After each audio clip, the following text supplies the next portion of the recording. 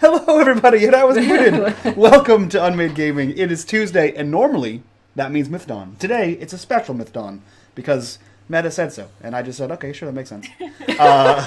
Our DM is missing, as you can annotate by the giant black square in the middle that does not have a DM in it. He's off doing things in real life like a fancy person who does things in real life. And we're here. He abandoned us. Yeah, and we're here and sad about it. So we're just going to sit here for the next 3 hours and look at you, chat, and not say anything. And you can just view our sadness. No, we're going to sit here and do world building, I think. I hope. We all have ideas. Some of them are cool. Some of them are awesome. And chat, you guys also have ideas. So throw your ideas at us. I have a few topics from my little community over here. I'm assuming everyone else does. And with that, we'll jump in. Totally have topics. Yeah. We'll jump in with the man with not only fancy sunglasses, but a fancy hat also. Grant, who are you? What are you doing here? And I guess you're not playing anyone today. So what's your first topic? We'll do that. All right. Well, my first topic in regard to world building. Here's and for those of you in chat, I host a show for Encounter Roleplay on YouTube called The Story Forge, which is all about world building for tabletop role-playing games. Here is essentially the first topic I would talk about. Now, I have a question for those of us here in the Zoom meeting here on stream. Are we looking to specifically build the world of Myth Dawn around us, or do we want to talk topics first and then get into the world building? I don't have a preference. So okay. Most of my personal questions revolve around our characters and like more specific to their backstory, so we can have kind of, as we do these like intro stories, because we all write them separately and then we surprise each other with them, so maybe we can have like a more solid foundation for that. But I also have questions about the world in general that are very like broad to talk about, so we can do either or, both stream of consciousness kind of creation where we talk about something, we can go through and talk about all that affects. Yeah, I did a video recently on building societies, and essentially it's, you describe a detail of the society, and for instance, the Grigori. Here's my question about the Grigori. Do they have like is there like a dominant gender or sex in Grigori culture, or is there no emphasis or less emphasis put on gender? And I normally start there because you can have like Lightforged have no gender, doesn't enter into their culture, and even though they have titles like brother or sister, those are given to them. It's not that they identify. But I'm curious, and then the question is, what we do after we answer that, we talk about what the consequence is. So it's like, okay, if there is no, say, dominant gender, how do they establish dominance or hierarchy? So before Summer reads 6,000 pages of Grigori history that she's already pre-written, Summer, who are you? No. Who are you? What are you doing here? And what's your first topic? Yeah. Hi, I'm Summer. Let's go. Nailed it. It's so weird today because we're like... We don't have a character, so we're just going to jump into random discussion. Yeah, so my first topic for today was actually talking about the various creation myths. Ooh. So talking about like what each race, like is there a universal creation story? Is there like independent to the races? And then just to quickly answer that question that Grant posed, if I'm not mistaken, Meta posed in the very first world building session, even though I wasn't here, that all genders are equal. Like there is no gender specific hierarchy just in the world. Then like the I'm next pretty sure that was a hard no. Yes. But then the next question is, since there's no gender hierarchy for each culture, It's bloodline. how is hierarchy? Okay, so it's bloodline. It's name, it's family name. So like Eric kind of talked about the houses, like when the Grigori asked what house Serena was in, it's basically houses and bloodline. So it's your family that determines like where you stand. And then how does a family become the dominant family? I think it always has been. Just okay. Like, and then okay. Yeah, but that's how it starts. So it goes back. So what so did the they would first probably family the first family that was in charge would probably be part of their creation story, which I haven't thought about, but that's probably that's where I'm seeing it kind of like it probably spans back from like there was one family that like kept their name, but eventually they like broke into different families or something like that. We can talk about that later. Fantastic. And last but not least, we'll jump over to Meta. Who are you? What are you doing here? And what were you doodling? What was it? What was it over there? Who are you? Okay. I was doodling. I'm making a surprise for our group. I'm not going to show you though. I was hoping to catch you off guard. It's pretty good. I'm Metamancer, and I also am a GM on my channel and a role player in general. And yep. And what is working your first my topic? ass off on the Twitch roleplay extension. What's my first topic? My first topic is why is Talk an asshole? Okay. That's the next 3 hours. We're gonna just. I mean. Okay. Well, let's talk about that. See, I love his name. So let's talk about that. So let's talk about Talk's behavior and what you don't like about it. Mm-hmm. So, for instance, not everyone likes the fact that Talk would face the Grigori. They would say, we need to do something else. Talk is powered by a deity that he's talked with face to face and has been charged and imbued with power. So Talk has been given power specifically by this deity. This deity took it and gave it to him for the purpose of destroying these creatures of evil or redeeming them if they can be redeemed. If Talk does not do that, he has his power taken from him and he dies. Because that is why he was given life and returned back to this plane, for the purpose of redeeming evil or abolishing it. And he cannot let it live. His deity won't let him. I want to speak to your deity. He would like to, I want to talk to a supervisor. Now, would you say that if you didn't do what your deity said, you would be cursed? No, he would cease to be. He was brought back. So Eric and I have talked about this. Talk was a hero of a different age. He was a legitimate hero and a figure in the world, but he was also a hero that fell. Not a flawed hero, but a hero that fell because the bad guys won. When the current crisis came up, Talk was returned back to this world for a specific divine purpose.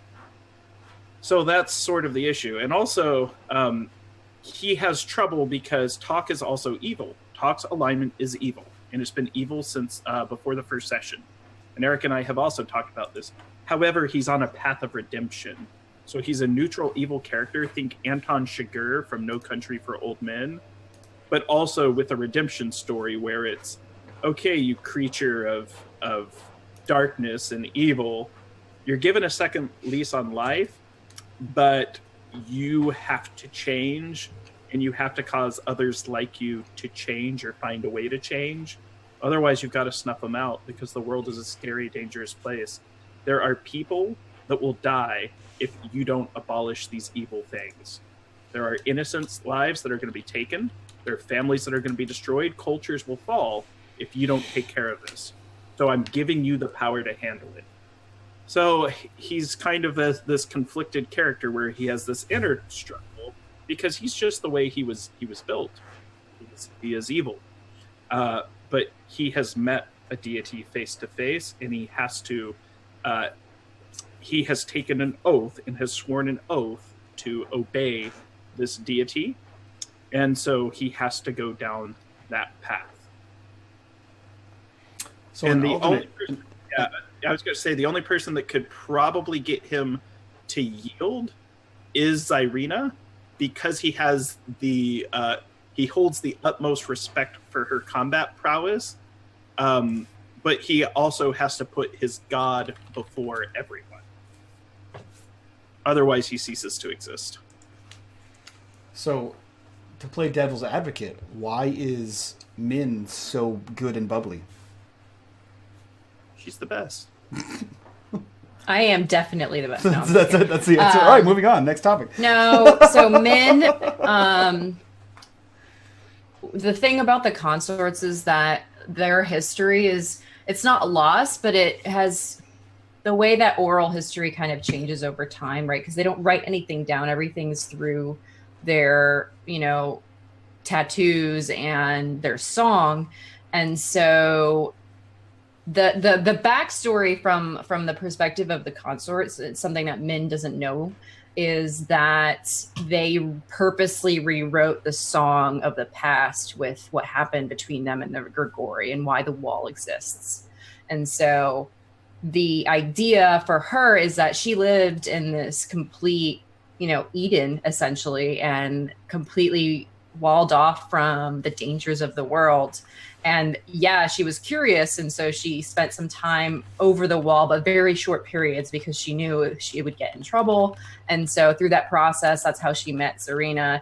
And there's a whole backstory there. But she's happy and bubbly because her entire belief system is that the world out there is mostly good, because that's what she was told. But there are dangers like the Grigori. Those are the big dangers.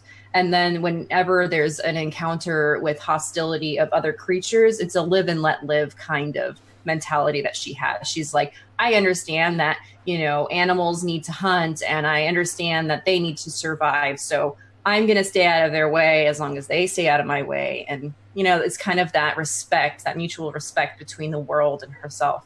So when she approaches danger, generally, she's very okay with it as long as Zarina's safe. And that's like the attachment, the bond that she's created. And Talk is constantly testing that, because he's pushing the entire party into situations where she knows that they're going to be at disadvantage. And so that there's like that internal battle between trying to make sure that everybody is okay, but also caring more that Zarina's okay. Okay. I know that expanded a little bit on your question, but... Yeah, no. I don't have one for Zarina, because she's apparently the most level-headed and badass of all of us, so I guess... She's the best. She's the best. It's amazing. She is the most neutral of all of us in regard to assessing danger and actively moving the plot forward. What did I tell She's you not guys when we were neutral at creating all. Characters? What's that? I said, what did I tell you guys when we were creating characters? I just want the one normal person that holds it You did. You together. picked the most normal person. Like, everyone else is like an extreme somewhere. You're like, no, right here. I completely disagree with Cyrene. We went straight towards the Maw and the icy death desert, and we got out of there. She has chosen a side. She's on the run. That's true. And then when it breaks out, she fights with no abandon. Just bah, bah, bah, bah, bah, bah, bah.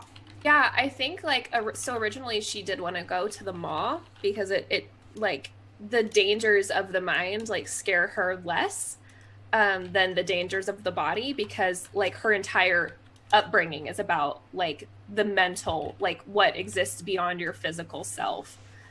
So when it came down to it, a story about something scaring her, there's basically nothing she really feels could scare her at this point, because her life really isn't her own. She's basically living her worst nightmare every moment that she's connected to the rest of the Grigori through Undava. So she's she's more worried about her physical form dying than taking on some mental.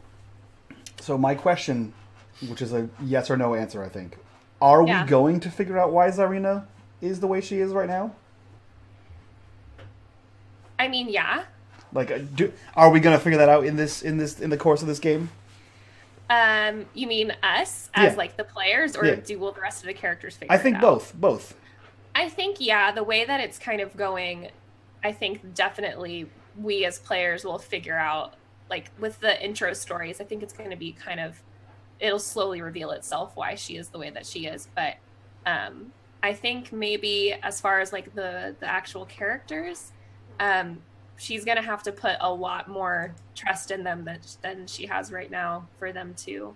I think Min is definitely the closest to knowing, kind of like maybe knowing a little bit, but even Min like doesn't know the half of what she's kind of been through to get to where she is. Okay. So we'll see. We'll see. All right, so we've discovered... Something she wants to talk about. Well, that's true. That's true. We've discovered why Talk is an asshole. So we'll go in reverse order. Creation myths in Mythdon. I think they're separate.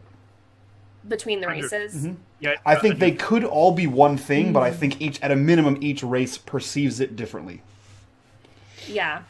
I think that's fair. I think, at least for the Grigori, I think theirs would be probably the furthest removed from everybody else's, because they kind of live in this like ethereal place, like that's not really with the rest of the world. Mm-hmm. But I haven't fully like thought. But I feel like the creation story for the Grigori isn't so much about how the world was created. They are very like self-centered on how they were created, like how the first Grigori came to be. Like, and as far as they're concerned, the world didn't exist until they existed.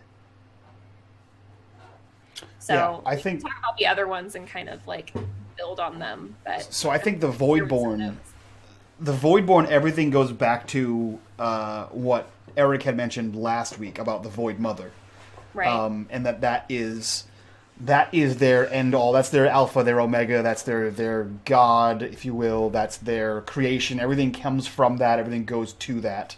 In a similar sense to what we discussed during the first world building episode with the consort and water. Like everyone, you get born from the wall. When you die, you go into the wall, and you become this one cyclical kind of thing.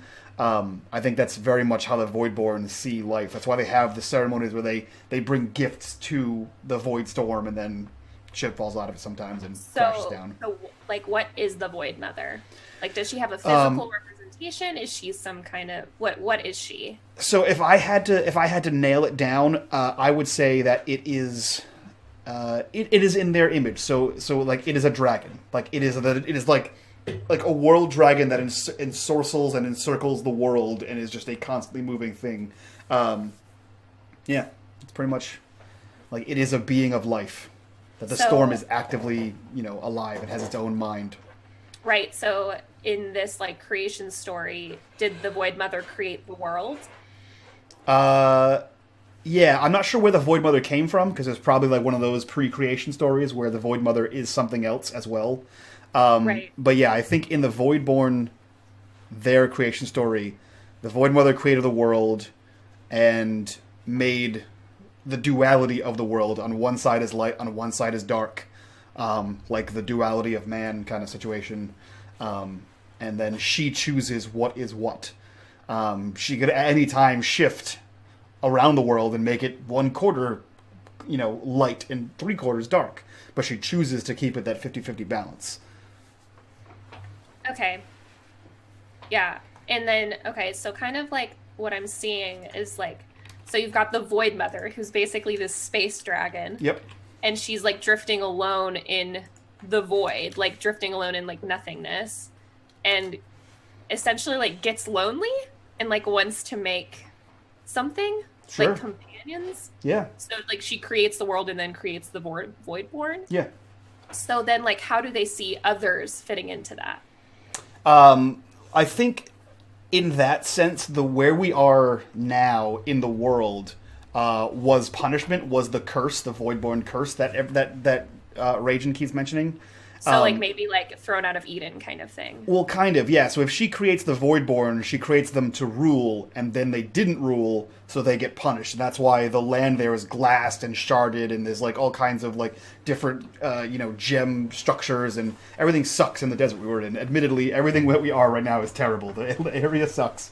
And that's how the Voidborn took to the sky, and now they more or less rule the sky, because they're the only people that, at least that we've discussed, that have airships. So I don't know how the Voidborn would see how the Void Mother treats other races. obviously, if you show reverie towards her or respect towards her and do what she wishes, she won't glass your homeland. But obviously they've also never really been there. Like, I've never been to the I don't know how often the Voidborn go to the Consort, like, capital or the Lightforged capital. Like, the Lightforged are on the dark side of the storm, essentially. So I'm not sure how they perceive what happens in all the places. Like, I think we discussed in creation that the land around the Grigori place sucks because they sucked up all because they sucked up all the knowledge. So for all I know, the Voidborn could think that it's not the Grigori literally taking things out of the world. It's the Void Mother said, "Hey, you haven't been doing what I said," and just desolates the land. Yep. Yeah. Yeah, the Grigori know what they did. Yeah. But it's such a foreign thing that, like, it's the equivalent of, like, it's the equivalent of, like, of Rajan saying this land is cursed, and you saying, well, why? And I'm like, well, because it's cursed. Like, that's it's just what it is. Yeah. Like, you understand that curses are not real, or that they're caused by some kind of magic, or this other all intellectual thing. But the religious side of the fact is like, no, it's just cursed because it's cursed, and that's what curses are. You just don't do the cursed thing, and then you won't get cursed. Yeah, I really like that, and I actually, like, as much as I shit on the curse thing, I just think it's funny. I really like that, like, so, like, I guess they have, like, blinders on. Mm-hmm. Like, they just, like, only see this, like, one thing, and, like, no matter what, like, outside opinion says, they're like, sorry, you're wrong. This is how it is. And I think that's really cool that like belongs to that entire race. Yeah, because their whole thing revolves around the storm, like their livelihood. Because, like, the storm is what powers their ships. The storm is what powers the floating cities. So, like, the last time they disobeyed the storm, their land was destroyed. And now, if they disobey the storm, their land literally falls out of the sky and explodes, like the ship we found in the desert. So they have to believe, like, unwaveringly in the faith that is the storm, because they die if the storm ever stops, or if they perceive, like, it's like, oh, we didn't make enough sacrifices, we don't have good crops. For them, it's like, if we didn't make enough sacrifices, our city falls a million miles and dies, explodes. So here's how you can take this, what Mike's saying, and use it for world building, and the idea behind world building. So here's how you can take that. So you said something interesting, like the storm powers the ships, right? Mm-hmm. So what does that look like? How do the Voidborn take the power of the storm and use it to power their ships?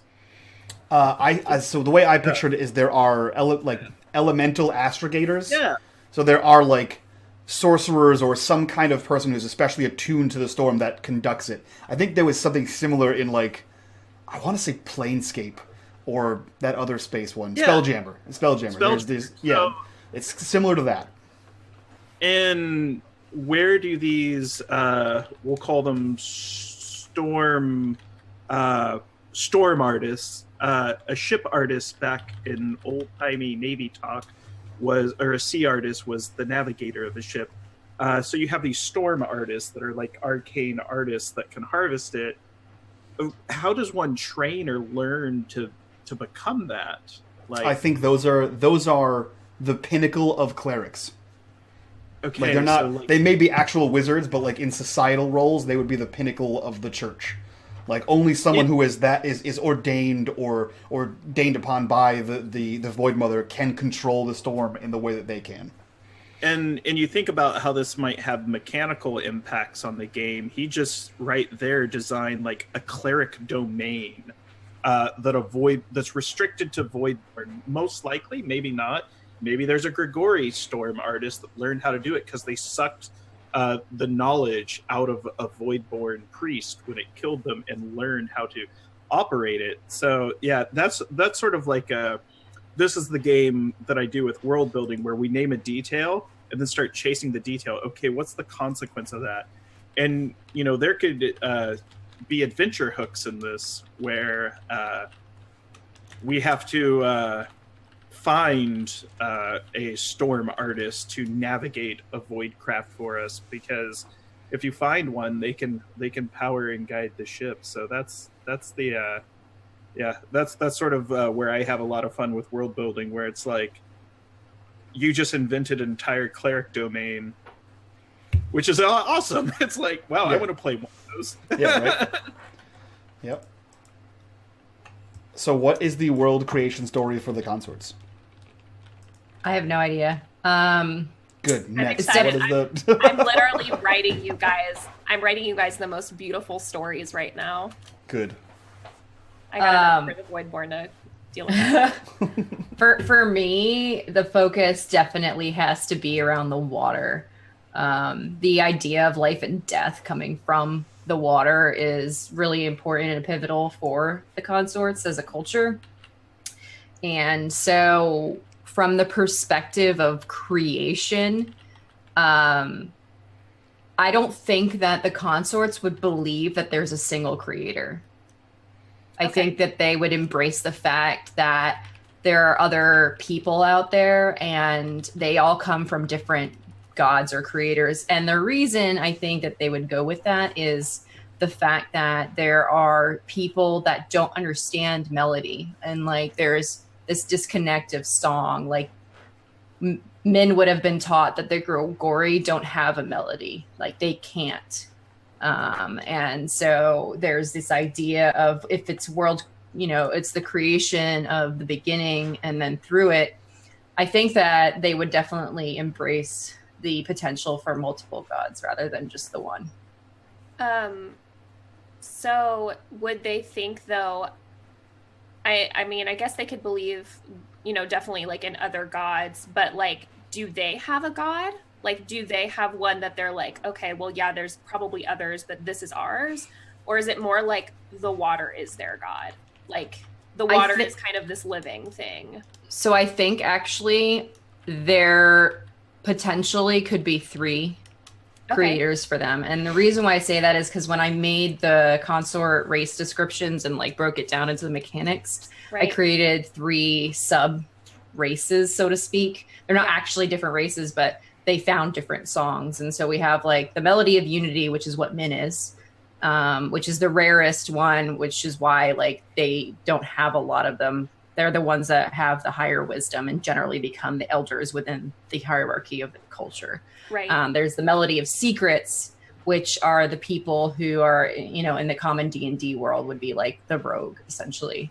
Yeah. And then there's the Melody of War, which would be the common like soldier or the paladin or whoever like really stands up against to defend, the people that are important to them. So the people that are the like within the Melody of the War. So I would say like their gods are war, secrets, and unity, and whatever, maybe they call them something else, but in a song term of some kind. But I think that that's how they would differentiate because those are the only ones that you fit into. A god chooses you and that's what you become. Yeah. So I think that's probably close to what they would want to, have there. Right.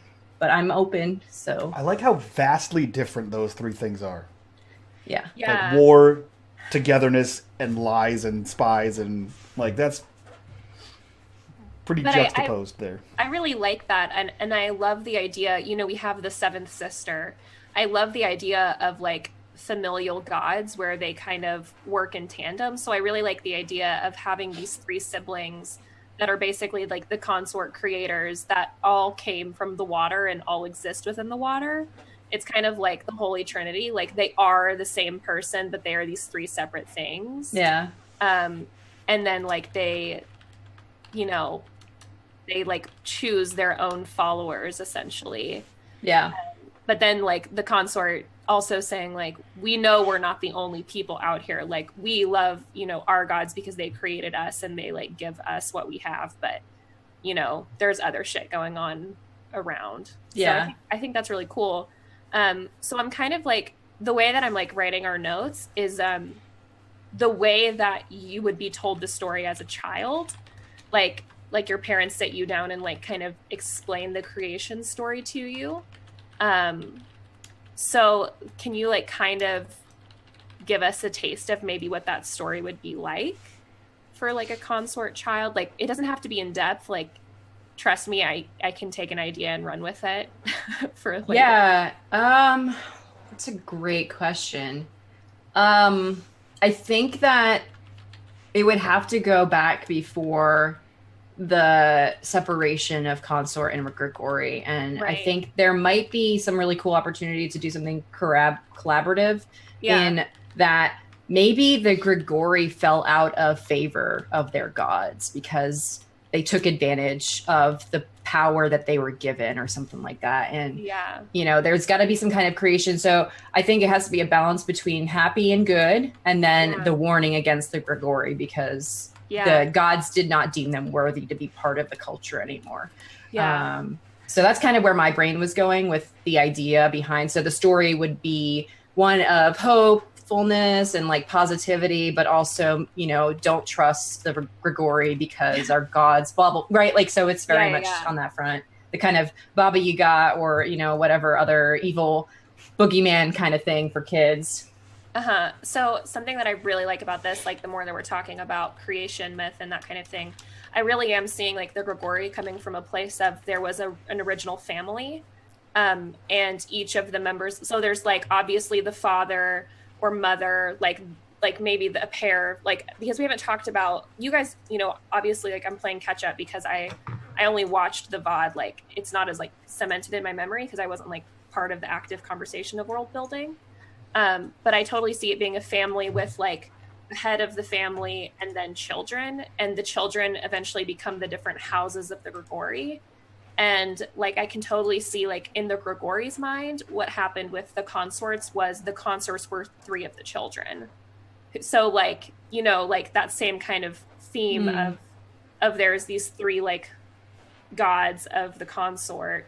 And I definitely think like we talked about this privately, but we didn't talk to the guys about it, that originally the consort and Grigori were the same race, and that somewhere back in the ages they split. And that's why they're so similar with like the way that they experience memories / like dreams. So that like event that like came from the same place, and then like just developed into like these 2 different things as the consort found water and the Grigori found like Undava, but it came from the same basically to experience emotion and memory. And so I really like the idea that in the Grigori's like origin story, their creation story isn't about where the world came from, it's about where they came from. So I totally imagine it being like a story about a family who found Undava and then 3 children who like split and left the family, and then like how the Grigori became powerful and how those 3 children basically became like nobodies. And like put up the wall against their family. I like that.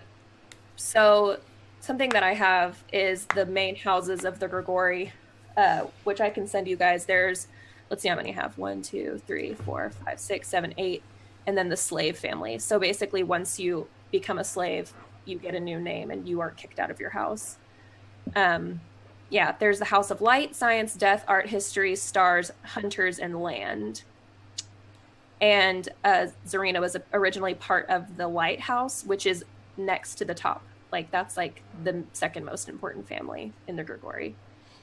But I think I haven't really fully decided if I want Star History to be the number 1 because like history is their deal. But I think like the Emperor family would be called Undava just because that's their like core for everything. Right. Oh, that's a really good question. I'm grabbing all the questions and putting them in a document. Okay, cool. Yeah, I'm sorry. I could talk about this like stuff literally forever. So let's talk about the about Talk. What does Talk think? Yeah, I have a question not only about the creation of the Lightforged. Actually, it's literally the creation of Lightforged. And I take that back. Who built them? Yeah. Like, what do they? Who do they believe built them, and who actually built them?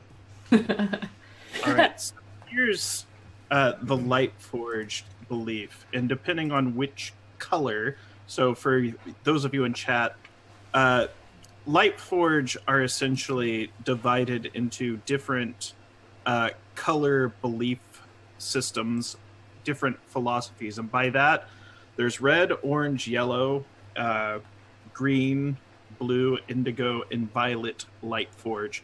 Talk is a colorless forge because he died and came back colorblind so he has no philosophy. So the Lightforged believe the world itself was shaped out of 5 other worlds by beings known as the Shapers. Essentially, they believe that there were multiple worlds that were brought together and fused by the Void Storm. And the Shapers, very, very, very long ago, decided to bring them all together. And the indigenous inhabitants of the planet essentially became self-aware, began to grow, began to mature on their own, and went away from the idea of the Shapers and developed their own interpretations. Once the Shapers were left on the dark side of the planet, they decided to leave a remnant of their life in the form of the Lightforged. However, each Shaper had their own belief as to what should be left behind. Thus, they created the various colors of philosophies and have left them on the far side of the planet. Now, who actually made them?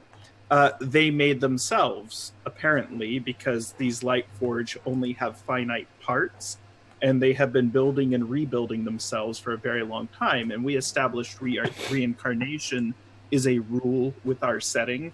So the Lightforged literally reincarnate themselves again and again and again. Now, if you were to ask Talk about this, Talk would say, this is completely insane. They have no clue.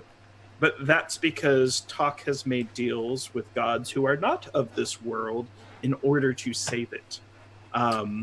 That's essentially the Lightforged creation myth. So the world was shaped by various beings.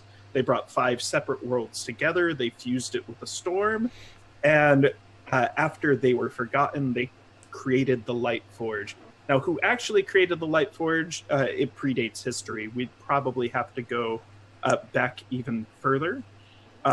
My guess would be that the Shapers did, in fact, make them, but they didn't make them with their own hands. They essentially adopted physical forms and allowed themselves to die mortally and continue to reincarnate as sources of light for those of the Lightforged. If I had to take a stab at it, if I was a Lightforged and I was thinking through this. But of course, if you ask a different Lightforged, you're going to get a slightly different answer, a slightly different spin. Not so much as to what the creation would be, but the reason behind it. The logic and the reason. So something that I have been thinking about with the reincarnation is, like, so the idea behind, like, reincarnation is, like, you're not guaranteed. In fact, you're not likely to be reborn as the race that you currently are.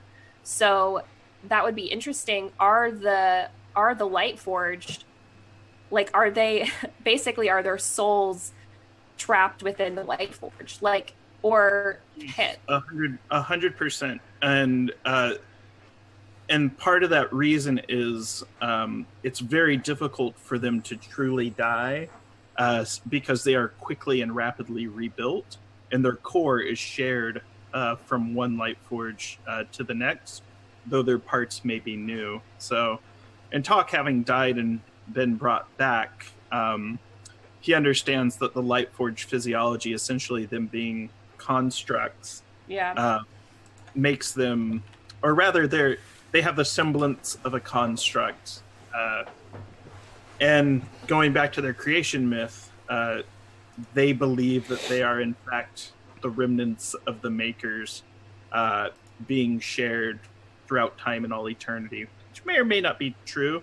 But currently, the Lightforged have existed, and they exist. They are probably the longest lived race out of the current races. We know Talk lived for at least 500 years before he died the last time, because he actually lived with the consort, and he had a consort family, and he was originally given to a consort family to essentially be the tutor of a child. And I'm curious if when did the Grigori and the consort split, if that's what happened? I mean, definitely before 500 years ago. Like, so much that they are different, like, Yeah, but genetically different. All right, so, but how much longer? Because Tok lived much longer than 500 years ago. We know he lived for at least 500 years because his consort family was killed by the Grigori. I mean, this is like probably thousands and thousands of years ago. Okay. Like so much that like what actually happened to create that split is probably lost. So something that's really funny is that the Grigori are actually really bad about keeping track of their own actual history, because they are so obsessed with the rest of the world and with like consuming information, that they don't fully. I think there's the history family is the one that like tries to keep track of the Grigori. They're very like self-obsessed, but they see themselves as like so above everything. They kind of see themselves as ethereal, and like the gods don't need to keep track of their history, kind of thing. Plus, if there are people that feed on information, keeping information about yourself, could lead someone else to usurp that kind of power. Yeah, so I think it's because right now, Zarina's in a really interesting place because her whole life has been about gathering information from others rather than actually taking the time to learn it herself. So when her chains were removed, she lost all of her information. So like only having her own life experiences is very, like she has the least knowledge of any Grigori. Like it's pretty insane. Like it's like what normal people keep, your own memories, but she is so below. Yeah, I guess. You're just super naive about the world itself. Because you've never experienced it for yourself. And it's so interesting because people like will bring up things that she knows about and she knows that she knows about it, but it's not her own memory, so she doesn't have it. Like she's never had to commit to memory different like pieces of information. She's never had to try and remember herself because it's always been available to her without trying. Yeah. And so like losing all of that information is pretty fun.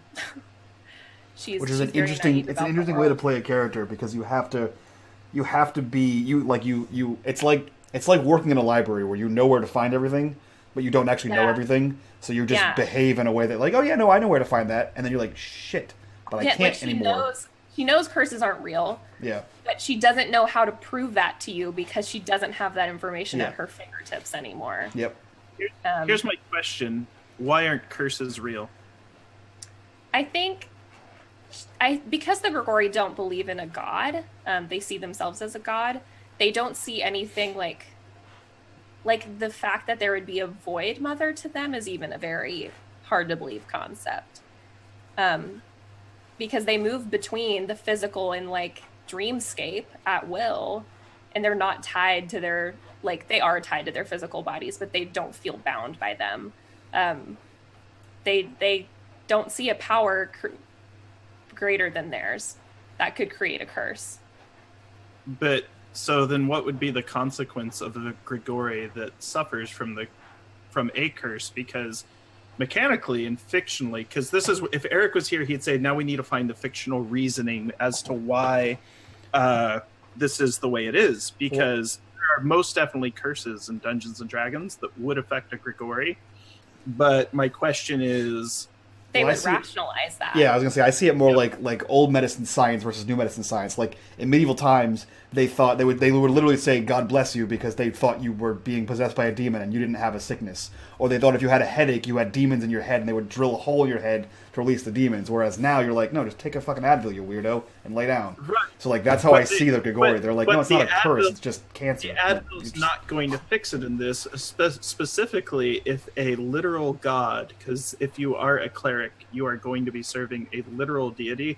That's why I'd be curious if Eric was here, because he would talk about this. He'd say the literal persona of an actual deity has performed a miracle to place a curse on you as an individual, as a sign of their power.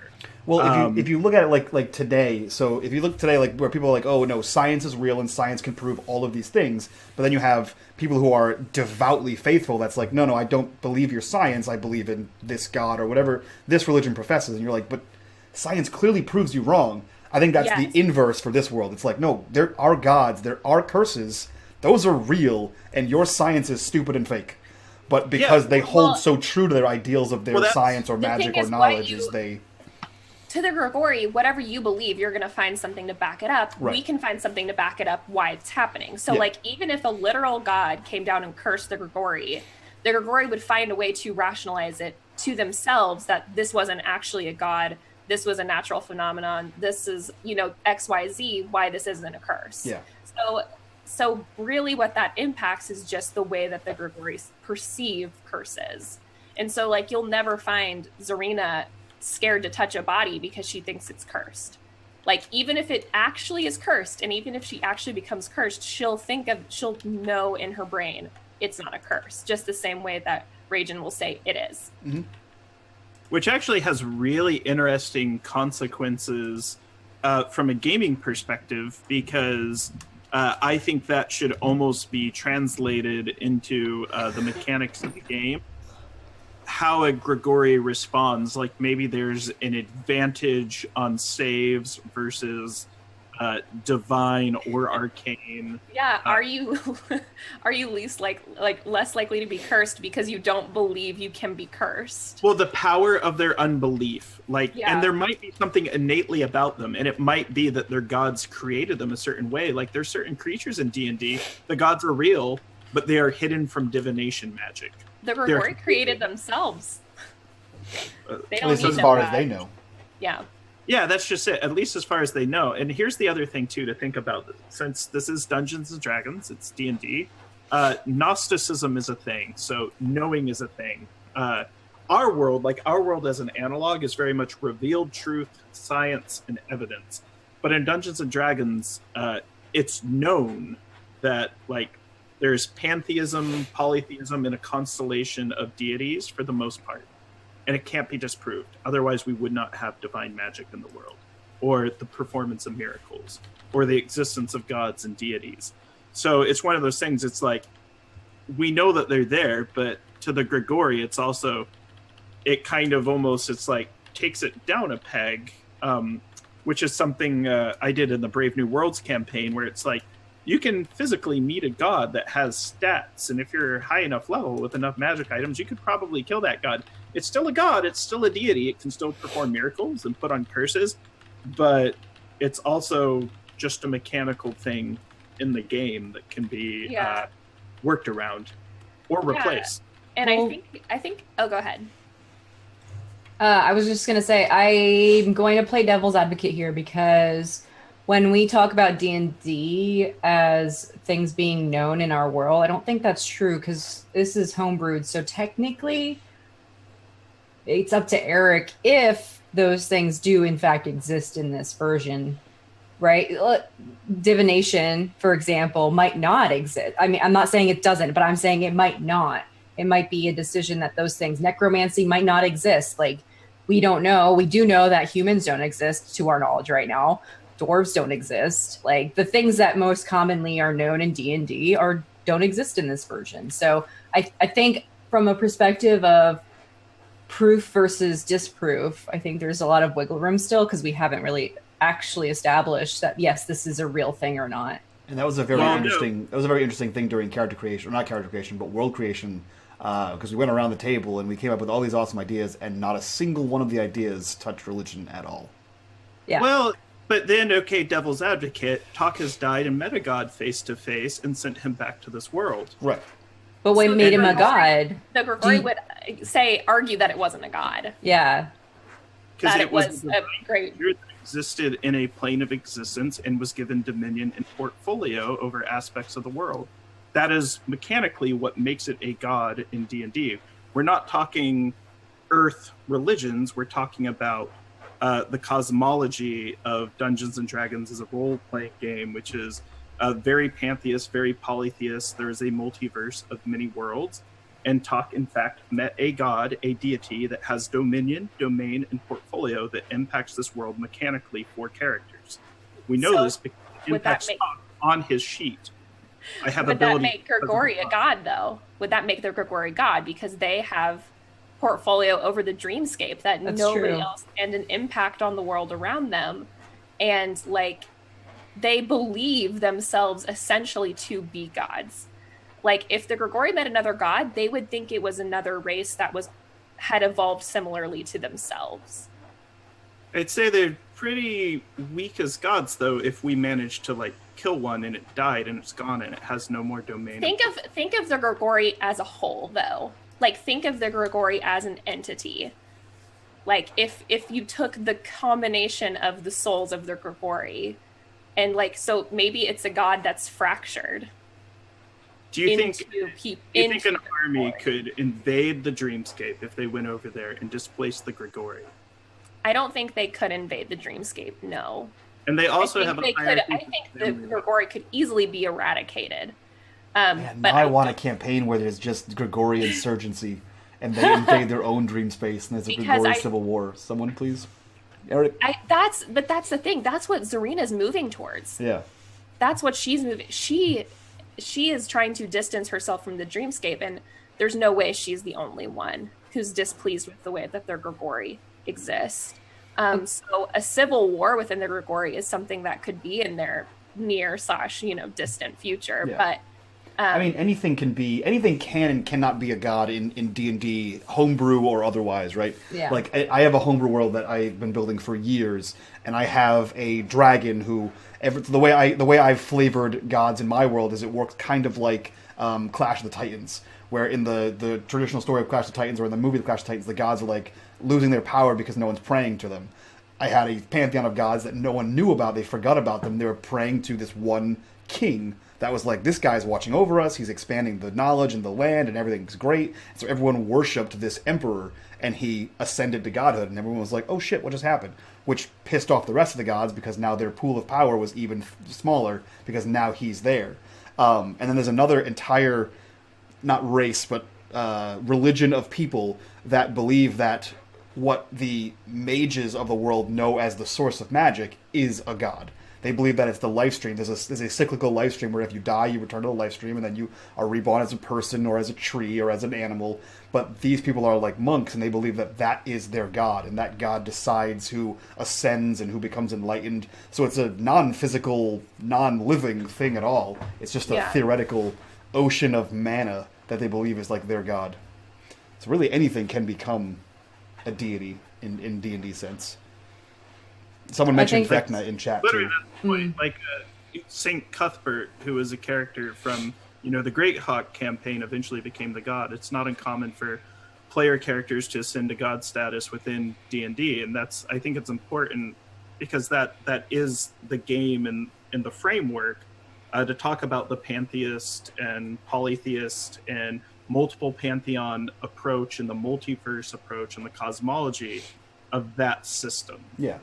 Even if you jump over to something like Skyrim or like Elder Scrolls in general, they have a god of man called Talos, and when the Aldemiri Dominion, the High Elves, fought the human empire, they lost. The humans lost, and the High Elves said, listen, we won't kill all of you if you pledge allegiance to the High Elven, laws, and you take Talos down. Talos is not a god. We do not recognize him. No matter what happens, your man god is not an actual god. Get him out of here. And most people were like, okay, sure. And then there was a faction that was like, no, F you. Talos is a god. And that was how there was like insurrection within the humans. But it's the same thing. One culture said, I don't believe that your god's a god. I've conquered you, and now I've made him not a god. So regardless of whether there are, you get powers from your deity, a group of people decided you're not a deity anymore and sort of stripped him of his powers. And that's essentially going back. I think Meta might have been out while we were talking about the Lightforge's philosophy behind how the world was created. They believed there were shapers who shaped the world out of 5 other worlds, tied it together with a void storm, who were godlike, but then became the Lightforged. They left their light here and eventually made the Lightforge on the dark side of the planet. And that's why the Lightforged don't necessarily believe in the gods of other races. They believe that the gods are essentially continually being rebuilt as Lightforged. Now, Talk doesn't believe this at all because he goes, well, I've died, I've met a god, and you guys aren't him. That's the difference in philosophy, though.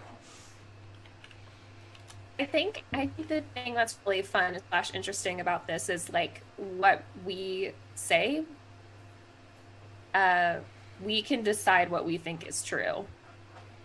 Like we totally have authority over what we want to say is true about the world. Like we can straight up say like the Grigori came from gods. Like we can say like the Consort and the Grigori were originally one race, and that they all descended from, like they were basically gods walking the earth. And I think something that might be pretty interesting is if we took the idea of the Shapers and like translated that to the actual creation story.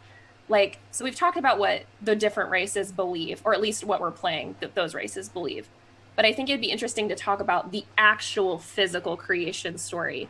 And I do like the idea of the Lightforged being the closest because they are the oldest.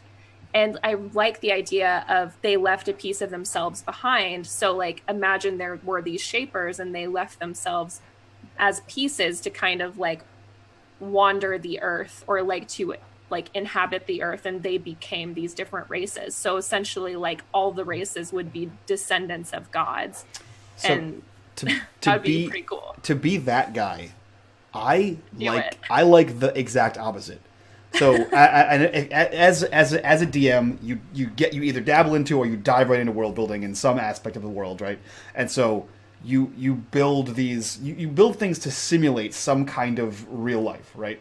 So you base a race on a culture that's known to you. You base religions on cultures that are known to you. And so in my game, I have all of the magic, religion, and everything sort of comes from one source. It's just perceived differently by a lot of different people, which is a pain in the balls to do by yourself because you figure out how everyone perceives it differently. But we did that by not doing that. We've all identified, like, we have one Lightforged person, we have one Consort person, we have one Grigori person, and one Voidborn person. The 4 major races of the world, at least that we've discovered so far, and we've all just taken them and run with them. So, I have ideas what the Voidborn is, you have ideas what the Grigori is, Meta has ideas what the Consort is, Grant has ideas what the Lightforged are, and they're not the same. But then that's if you look at the real world as an analog. If you talk to people of different religions, that like, oh yeah, no, you're these 2 religions are basically the same thing. They'd be like, no, they're not. They're way different. And there's like, if you look at it from an objective kind of thing, you can see that most religions are ultimately the same kind of thing. We have the same tenets, you have the same like core set of beliefs, but everyone who's in those believes such that they're so vastly different. So I like the fact that we've sort of done that by taking our own little pocket of the world. That even if there is a shared creation story, we don't know what it is because the people we've gravitated towards don't believe that there is a shared universe here or a shared cosmology here. I think that's pretty cool. Yeah, I just like thinking about, because I just like knowing. Oh yeah, I do too. I do too. But I like the fact that we don't know. That way we can't. True. That way, the lack of knowledge does not influence the way that we build our unique races. Like I only know how the Voidborn think about the Void Mother, and I don't know how the Grigori think about themselves as gods, or how the Consort think of their god, their 3 gods, or anything like that. So I just focus on this one god situation over here. Right. Yeah. I think like you get to a point where once you know too much, it influences your play. This is something that you normally do as a GM. So doing this as players is definitely going to influence the way that we play our characters. Which can be a good and bad thing, but I mean, obviously, I really enjoy it. Do we want to like move on from that and like talk about something else? Actually, I have a question for Meta, because the majority of us come from fantasy, like D&D role playing, and you come specifically from like hardcore Call of Cthulhu, where godlike beings are insane, full of madness and scorn, and literally real. So how do you take all of this in? Like, how does your experience as a Call of Cthulhu keeper switch into this kind of mode of thought? So, I am going to probably shit all over D&D right now, but don't take any personal offense to it. I think that the idea that D&D heroes can fight gods and win is bullshit. Like, no, definitely not. I'm like very much against that idea. I think that no matter what you do or how much experience you get, you should not be able to ever defeat a god, in the sense of mechanically, right? But the problem that I have with that on a grander scale is that D&D is designed to make the players the heroes of all stories. And that's not a bad thing for like people to play. I get that people want to have that experience. They want to be the hero.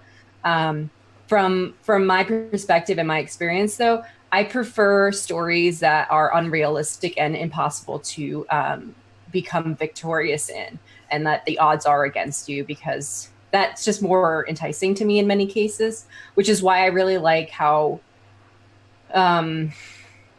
heavy-handed Eric is sometimes with the danger aspect in Myth Dawn, because it is we haven't fleshed out the story, but he's taking the approach of like, you guys aren't gods, you're nothing special, like for some reason you came together, but big deal, right? It's very much a, you know, survive or die kind of scenario, in that there's things that are out there that we don't know about as a group or as players and in general. And so for me, D&D walks a very fine line of OP and like lots of potential to grow into multiple things. And it's very campaign specific. Like the GM really is the one that dictates what is really possible for a player or a character to do. So somebody once asked me if I would ever run horror in D&D, and I said no, because I would have to modify so many of the rules around fighting monsters and, you know, the elder gods that actually exist. Like Cthulhu is in D&D, and that's like blasphemous to me, because I'm like, no, you cannot fight Cthulhu. And technically in like Pulp, Call of Cthulhu and some of those, you can technically fight them, but the likelihood of anybody surviving that intact physically is less than 1%. And if somebody does survive, like in the movie for Call of Cthulhu, or for Cthulhu, right, one person survives, but he's insane, like completely far gone. Like that's it. So either way, there's no survivors kind of deal. And D&D just doesn't let you do that if you follow the rules and mechanics to a T. So I agree 100% with, I think, everything you said. And that's something I strive for when I DM, at least in my homebrew, because it's my place and I can do whatever I want with it, right? But in the same respect that, like, I don't have stats for the gods. You will never fight a god. If you do fight a god, you're like, boop, you're dead. That's it. Like, you can't, there's never going to be a situation where you are able to challenge a god. There is, however, a super meta thing that's happening where the gods are fighting themselves and trying to usurp their thrones, and two gods have died to other gods, and the people on Earth are trying, they're slowly feeling the ramifications of that. I also did like if you want to defeat a god, I like the aspect from the movie Dogma, where God comes down and inhabits a homeless guy, and then plays around and goes to play skee ball and hangs out on the pier and does all kinds of things. But then one of the angels beats him up and puts him in a coma, and so God can't ascend back to heaven. So the gods in my world can take mortal form, but if you kill their mortal form, which is fine, they just bounce back to the heaven, exactly, and they can come back and stuff. Absolutely. And that exists in the Cthulhu mythos 100%. Like, one of the mythos gods that I introduced, she's like it would be really bad if they actually faced her, but they faced one of her avatars, and they did absolutely no damage to her whatsoever. And that's why they're in the Dreamlands now as they are. But like, it was one of those, there's tons of different, like, Nyarlathotep is also, he walks the earth, and he has so many avatars. And the thing with like the Cthulhu mythos in general is that most of the creatures and monsters are not inherently evil, right? Like, the idea behind all of the mythos that was built around Call of Cthulhu isn't evil. They're cosmic horror because we don't understand what they are. Like, that's like saying, you know, imagine us really encountering aliens. What would happen? I mean, realistically, like, we were going to defend ourselves. We're not going to be like, hey, how's it going there, buddy? You look really scary. I think we can be friends. That's not how, you know? And so I think that's why I really like the Cthulhu universe in general for roleplay, is because you can take a more realistic approach, and you're human beings, and you're probably going to die if you try to kill something that is 5 times your size. Like this. So yeah, I know you're gonna die. I've totally diverged from our original topic. Yeah, sorry. I have one more question to pose to everyone. I want everyone's insight on this. So, Meta, you touched on it, where D&D is unrealistic in the certain sense of like madness isn't as well played in D&D. Excuse me while I weeb out here for a second. There is an anime that I recommend to everyone who's interested in playing D&D because for me, this corporealizes what it means to be a level 1 adventurer. There's a show called Grimgar of Fantasy and Ash, I think is what it's called. And essentially, these people wake up in a fantasy world and they realize that, oh shit, to survive here, we have to kill monsters, take their teeth, their hats, their whatever, sell them and get money so we can buy bread, or we die. But you have these young kids who've never adventured before. They form a party, and they even call it a party, and then they go fight goblins. And the very first time they corner one goblin and fight him, they realize that as much as they want to kill the goblin to get its stuff to eat, the goblin wants to live. And all of the kids are shitting their pants terrified because this goblin is fighting to survive. And that's not something that I've ever seen like very well portrayed in D&D or really any role-playing game, because it's hard to be like, I'm a person here and I'm a little person here in my imagination, and he would be terrified because it's just a bunch of numbers and it's not a real sword and it's no real threat to you. So from a game like Cthulhu, where that is a thing you have to deal with, to games like D&D, how do you guys do that? How would you incorporate that into a game? Not to completely derail our entire Mython conversation, but I'm curious to see what you guys think. I think like it really goes into your character's psyche and their belief about death, because I definitely have played characters that when they get to that point where they're really facing death, like they might be foolhardy in the beginning and unafraid going into combat, but once you reach the certain point where you can see that your life is on the line, you give up and you run away.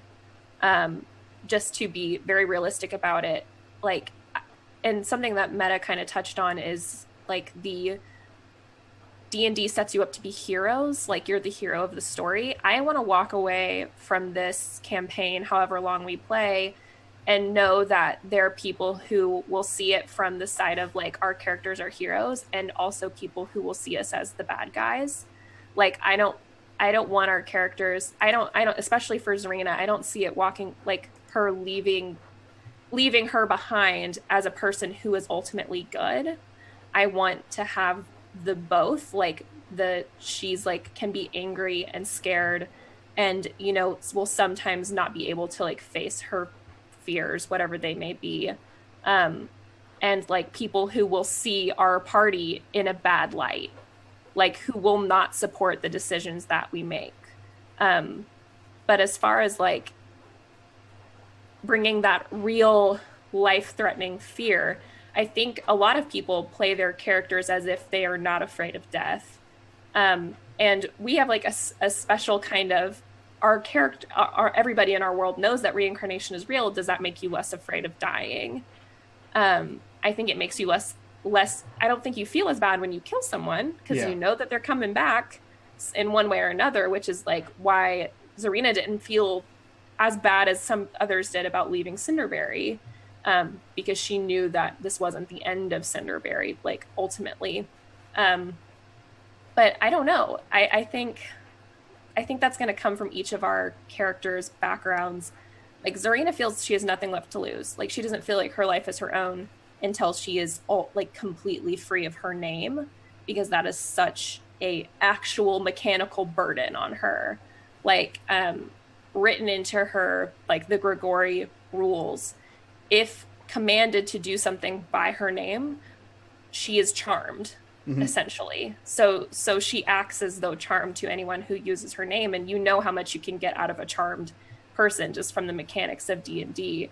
Like she would not attack somebody who used her name, that kind of thing. So I don't know. What are you guys feeling for your characters? Like, is there a point where they would turn and run, where they would become so afraid of like dying that they would give up on the conflict? So I've intentionally made Raijin the tragic hero concept, where he has had so much expected of him and then done nothing with it, to a point where no one expects anything from him. That, like when we saw with the rock elemental, the earth elemental thing, it wasn't like I'm so strong, I will defend you, go run. It's like, I'm the worst person here. If you guys can do good, I will stay here and die to this rock monster so that you can do good. Because he doesn't have a lot of value, because it was always, with his character concept, it was the twins are rare and those are special and they will do something. And then he never amounted to much, but his brother amounted to twice as much. So he was like, oh, well, maybe it's only one of them. So everyone stopped kind of expecting things from him. And then when his brother's ship went down, everyone went, so what are you going to do? And he was like, shit, well, nothing. I'm not good at anything, so I'm just going to be shitty still. That's why he went out to go find his brother, so that everyone would stop looking to him. So in his mind, as long as he can make sure that Tak can get to his brother, he's served a purpose. And because the two of you are now with Tak and going for the same goal, as long as he can make sure that you get there, which is why if you look at any perilous point in the 3 episodes we've played, he's done the stupid thing to save someone else. Like, he fought the thing that you clearly shouldn't have been fighting to get people by. He jumped in the river to save 2 of you to get you by. So he has little value in his own life because it's been so devalued that he's just like, well, that's the norm. These people are better. So, go ahead. I was gonna say, I do have a question I've had a question that I've wanted to ask for like the past 3. Has any of the characters been knocked unconscious making death saving throws yet in like 5 episodes? Because we've kind of hyped up the danger. It's all psychological. Like, mechanically, none of us have been knocked down. I'm used to like 3 or 4 characters either dying or making death saves, like, per episode. What's the lowest somebody's been? I haven't come within 10. I went down.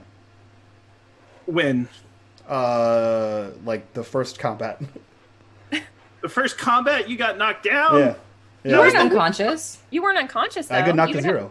Yeah, you healed me. You healed me back to life. I'm checking. I do remember that. Yeah, I got knocked to 0.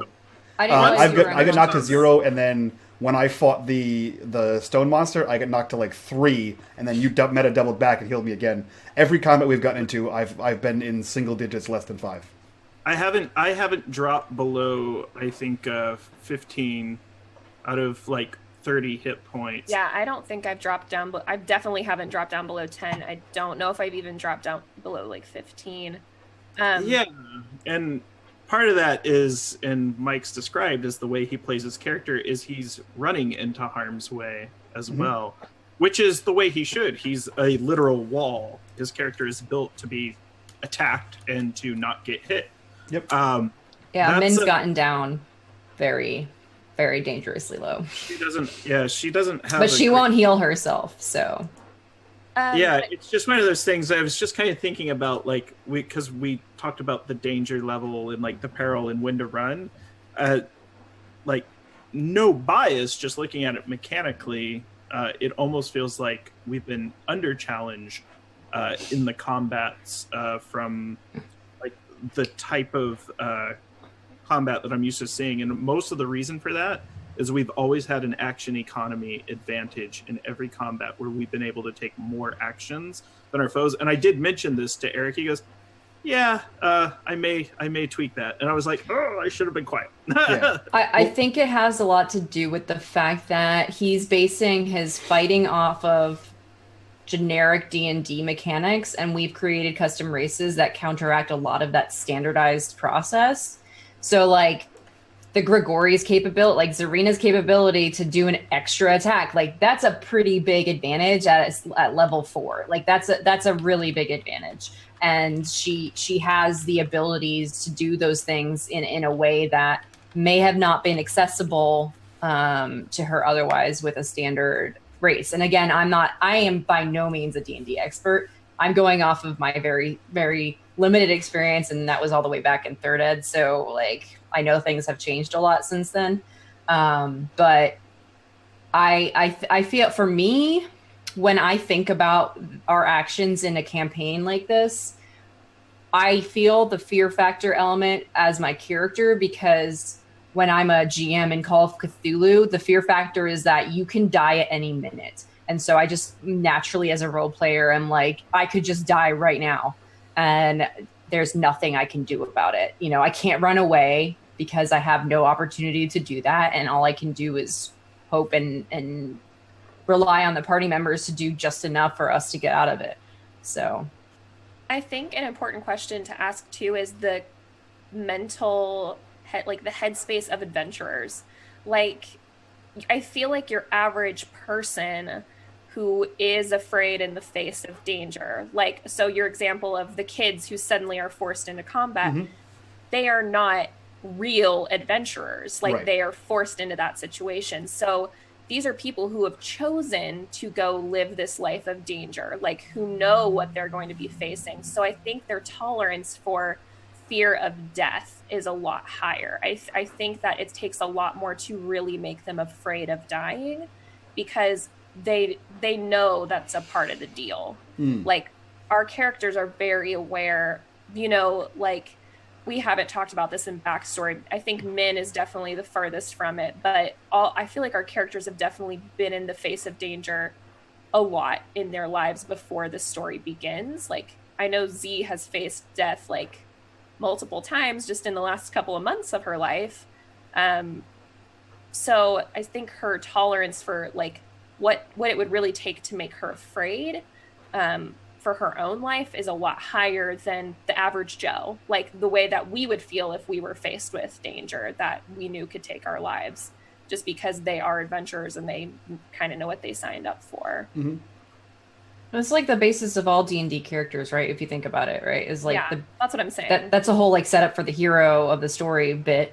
That any action movie, anything that really puts a character against the odds, essentially, is like, why don't they run away? Because that's the way that the character, like, their behavior is to be the adventurer, to be the hero, and they have that extra bit of courage that nobody else has, and that's why they get to win, kind of thing. So, but I really do like this cool dynamic that we have going on, where the party is more concerned about each other's lives, even though the party isn't close by any means. Thank you.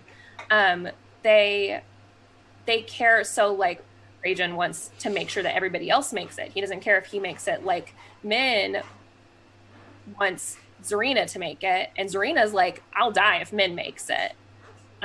So it's like, I feel like even as players, we care more about how everybody else is doing. Like, we're looking at our own health, like, but we're asking each other, how are you guys doing? Like, trying to make sure that somebody else is going to make it out okay. Which I really like. We're very party concerned. Yeah. And that was, I'm not sure if that was, I'm not sure if that was intentional when you guys built your characters for making them more like party friendly than individual. Like I said, when I was kind of explaining Rajan's motivations for why he is the way he is. That's kind of what I did. Like, so I've been in the military for like 12 years now, and so that shit's scary no matter what you do. Like, if someone's shooting at you, it sucks. But there comes a point where, like, because you've gone through the motions so many times that your body sort of has that muscle memory and it takes over despite your, adrenaline levels and your fear and that kind of thing. Like, your body knows what to do. So that's the kind of basis for what I built Rajan, like a bad soldier. Because he's gone through the shipboard training, he's gone through what it takes to be on a ship, and he realized that being on a ship is not for me. So he's gone through the combat training, the sword play, all this kind of thing, but he's not good at it. And we've seen it in combat over and over again. He's not good at combat. Whether that's me spinning my terrible dice rolls or him actually being terrible at combat, who knows? I love it. But he's bad at combat. The only thing he's been good at is defending other people who are better than him at combat. Taking a hit. Yeah, he's been good at taking a hit. So that's why I kind of built all of his abilities and stats around taking a punch, because he's not good at giving one. On the note of like intentional design, I don't know about everybody else, but Min is intentionally designed to protect C. And like that was part of when we created like my bond literally says protect Zarina at all costs kind of thing. Like that is her bond, because they established themselves as like a partnership going out into the world together. For Zarina, it's unknown because she has removed herself from the one thing that she's known her entire life. And same thing for Min, like she's going far beyond the wall, and the reason for it is justified between the both of them, but it's still dangerous. Mm-hmm. Yeah, like Z's like personality traits and her bonds and her flaws and everything, like it literally says, I have endured great suffering, but it only made me stronger. There is very little that can hurt me now. Like, that's what she fucking believes. She doesn't think that things can hurt her because she's been hurt so badly up to this point. She's like, can't get worse than this. And like, so far so good. Yeah, so far it's worked out for you. Yeah. And like same with Min, she like owes her life to this person, and like to her that's a life debt. Like even though she doesn't see it as a form of slavery, or it kind of is that to her. Like she really is completely willing to die in this person's place because they saved her and they gave her a chance at actual freedom, which she wouldn't have had otherwise. So, Grant, I have a question for you. I can see you typing in chat. So, you had mentioned that, mechanics aside, that in combat there should be times where you flee. It makes sense to, whether it's fear, whether it's based on information, but talk and the way you play talk, despite surmounting odds of success, because you've chosen Zyrina as the leader of the party and the strongest fighter and the most level-headed person, Talk has several times refused to flee based on fact, whatever, other people's opinion, because Zyrina didn't flee. What is your thoughts on that? Like, how would you... There's very clear reasons. One, in the mechanic should inform the narrative. The narrative is what we talk about after the game. We statistically should win the fight. We outnumber the individual. We probably combined have 3 times the amount of hit points as it. We probably combined have 6 times the amount of spell slots. Mm-hmm. We probably dish out, 7 times the number of attacks it can. Eric loaded it up with a lot of concentration spells. It can only use 1 concentration spell at a time. That's why when he's like, darkness, I'm like, weren't you levitating? And he's like, I can only do 1, so I guess he's going down. And it's like, it's one of those things where the mechanics inform the narrative. With that said, it's also talk things about the consequences. If this thing knows we're out there, how long before it figures out our story? And I've played enough D&D where I've had enough characters hunted down in the middle of the night when I'm in the middle of a rest, and I've had them put knives to my throats and try to kill my character. Mm-hmm. Right then and there, you're out of your armor, you don't have your weapons, the party split, we're not fully rested. So you have to take the opportunity when you face these great threats. That's kind of metagaming, though, Grant. I mean, come on. I'm a huge fan of metagaming. Okay, so it's... Just because my name is Metamancer doesn't mean that I condone such a behavior, okay? So then here's my next question. So in the narrative, if I've made an oath to a god to abolish evil, I've cast Detect Evil. Evil is in there, and it's not willing to leave.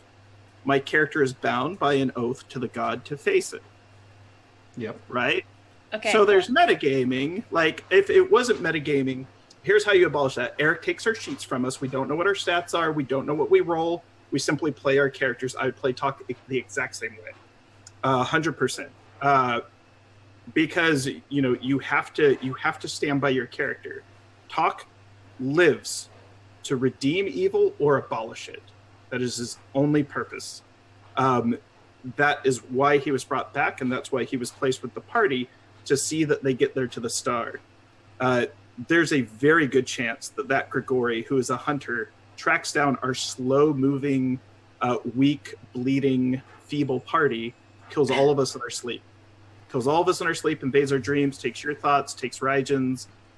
Talk doesn't sleep and just takes advantage of him when he's in maintenance mode and can't help the party. Because he can't for 4 hours. He literally can't even wake himself back up. That's what Z could, but then you guys would have to deal with it without the advantage of having Talk there. Yeah. So it's just, he's that kind of character. When you make characters, some people don't play alignment, but it's very strictly tied to a paladin class. Alignment matters when you're a paladin, specifically with that class. And there's been Dragon magazines where they've talked about Paladin is merely lawful good, and they give like 9 different other types of things. but that's essentially why Talk is played the way he is, because a lot of times if you look at this, like, I've, similar to Mike, I'm a trained combatant, I was mugged 12 times in Brazil, outnumbered. In my real life, I've lived through these things, and I think back to those times and I can put myself in Talk's shoes, and I know when there's bad people in the world, and that Grigori was a bad individual.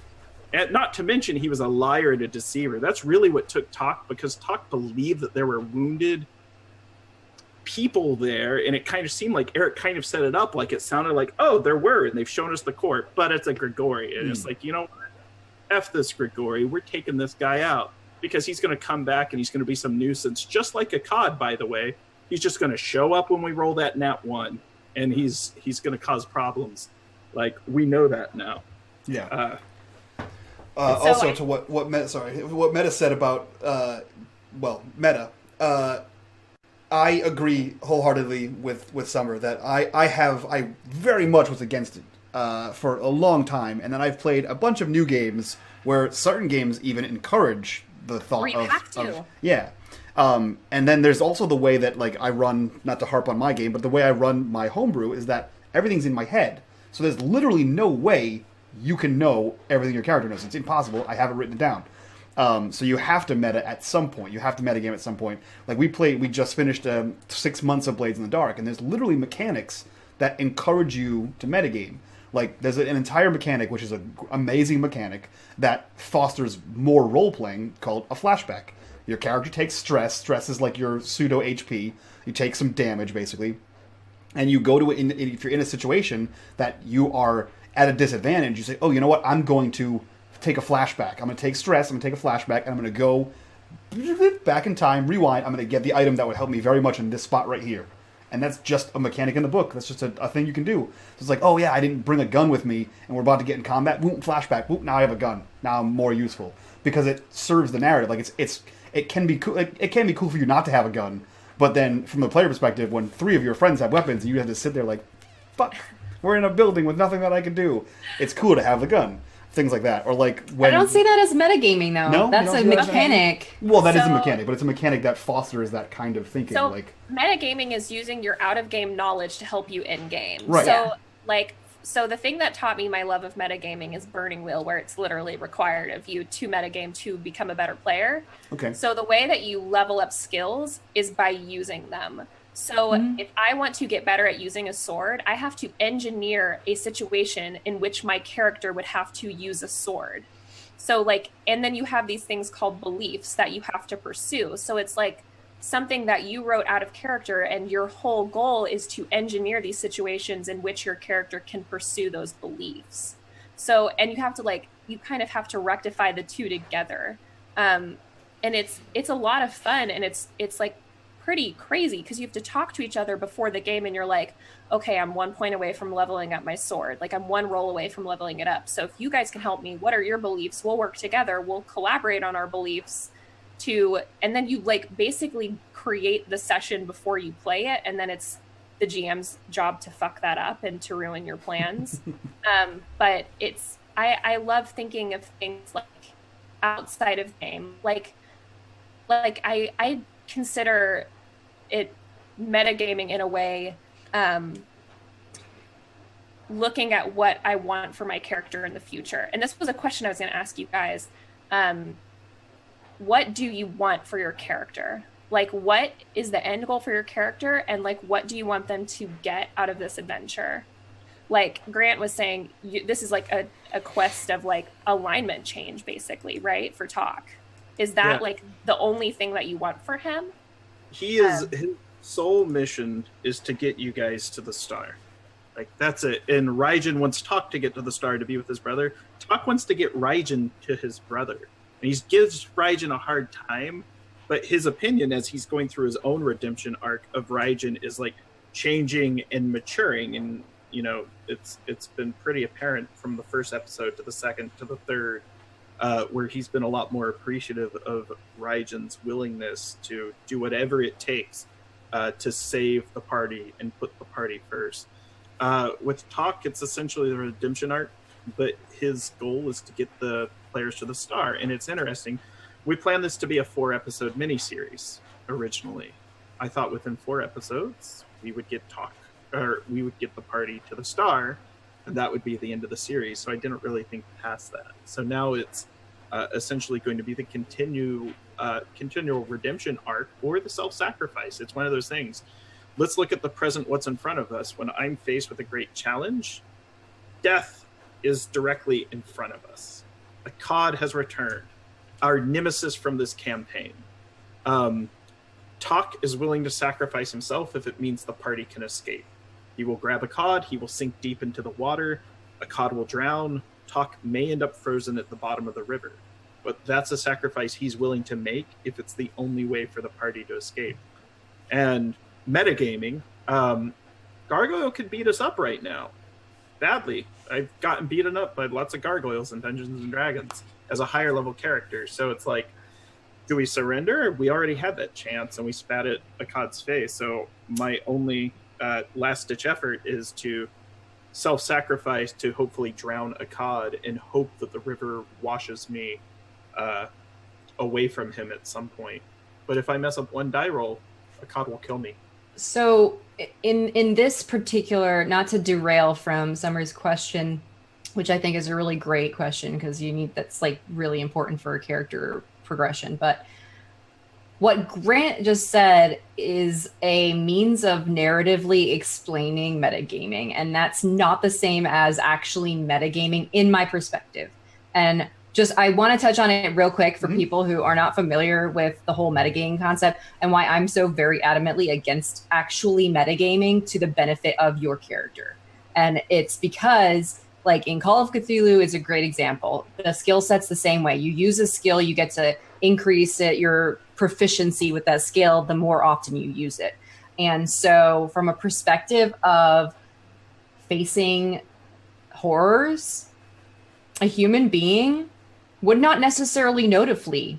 They might just be stuck in shock because they're terrified and they don't know what else to do. Or in the case of one of my players who's a soldier, his initial instinct is to attack it.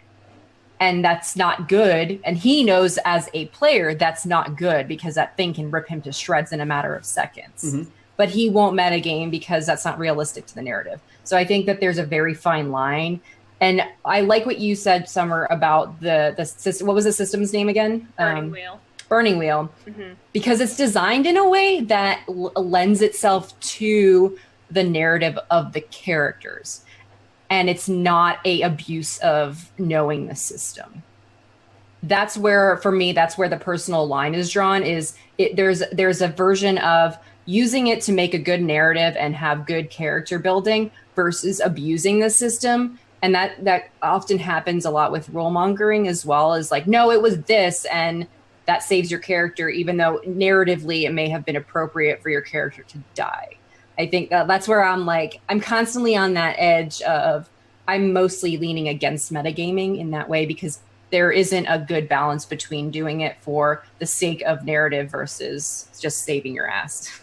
I think based on what you said though, that you do allow a certain amount. It's when you become abusive of metagaming. Yes. Mm-hmm. So there are definitely ways to, the reason I say I love metagaming is I do think there are ways that you can use it. Like when I ask this question, what do you want for your character? Which, by the way, Grant, you didn't answer. You said what Tok wants for himself. You didn't say what you want for Tok. So, I mean, they might be one and the same. But like when I think about this campaign, I think about what I want for Zarina. Not necessarily what she wants for herself, what I want to see, the development I want to see in her. And now not abusing that power is allowing things to develop naturally. Like, what she ends up being may not be the thing that I had envisioned for her, but it'll be genuine to the story that we're telling together, I hope.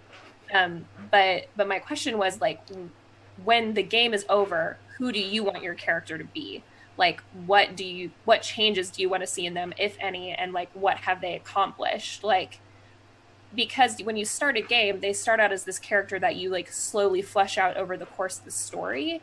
And like you end the game hopefully as a fully rounded and realized character. Like that's the dream, obviously, is to have a character that you don't leave behind saying there are things left unsaid.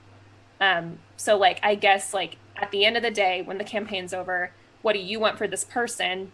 And how do you like, what do you see for them basically? Because I'm interested because I want us to work together towards those goals. Like in between sessions, I want us to be able to have those conversations of, I think this was a step in the right direction for your character. And like using metagaming to kind of create a fulfilling arc, basically. Yeah, so I'll answer your question. So for my character, what my character wants is obviously to get you guys to the end. What I want for Raijin is that the prophecy of twins being something special and him not being, this is the journey to him becoming special. So by the end of this, he will realize that he is as good as his brother, and by saving his brother, everyone else will also realize that he is as good as his brother. And then when he comes home, everyone's like, oh, the two of you are something special. It's not just one of you and the other one's a shithead. That's my personal goal for him. Prophecy come true. The prophecy is fulfilled, yeah. And then on that same topic of that metagame style, I agree. I agree with the way it was reworded to my brain, because I'm very similar to that. The whole working together thing, like I routinely will work with, like I've seen Eric do it a handful of times where will say something in our private chat. And I routinely do that to my players. Like I'll taunt them and tease them about things that they're really on the cusp of knowing, but at the same time, I have no problem walking into my one of my players lives downstairs. It's right my roommates. I have no problem walking in and saying, "Hey, next episode, I'm thinking about doing this. Does that seem shitty? Like, what do you think about like this plot arc or this kind of combat?" And I know that I just gave him the keys to the castle, but I also know that tomorrow when we play, he's not going to use the keys to the castle. He's going to play his character despite the super meta knowledge that he has. Or I had a character tell me that I want to make this massive sweeping change to my character, or a player rather, tell me he wants to make this massive sweeping change to his character, and I said, okay, yeah, we can do that, and it's going to work like this, A, B, C, D, E, F, G. And he's like, okay, cool. And I was like, and now over the course of 4 months, we're going to play that out. And he's like, okay. So he knows how it's going to end. He knows the ultimate goal of what's going to happen. So I've told him, I was like, yeah, that can totally happen. Here's how it's going to happen. We just got to get there. And he's like, okay. So he doesn't meta the fact that he knows what's happening. He just plays through it despite having full worldly knowledge of exactly what the next plot arc is for the next 3 or so months.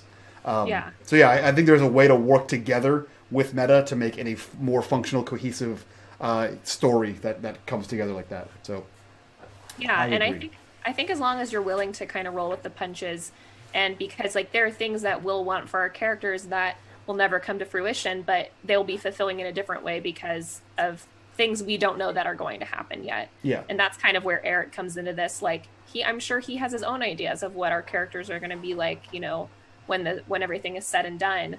But I like to know kind of where the other players are at in terms of their characters and what they want for them, because I want it to be something that's fulfilling for all of us. Like you create these characters, and a lot of times campaigns fizzle out and die, and you never see that resolution for a character that you so lovingly created. But in games where it's streamed and you have like a schedule and you have a more committed group, I like to know, because this is a very real thing that could happen. Like we could actually reach these goals, and so I like to know.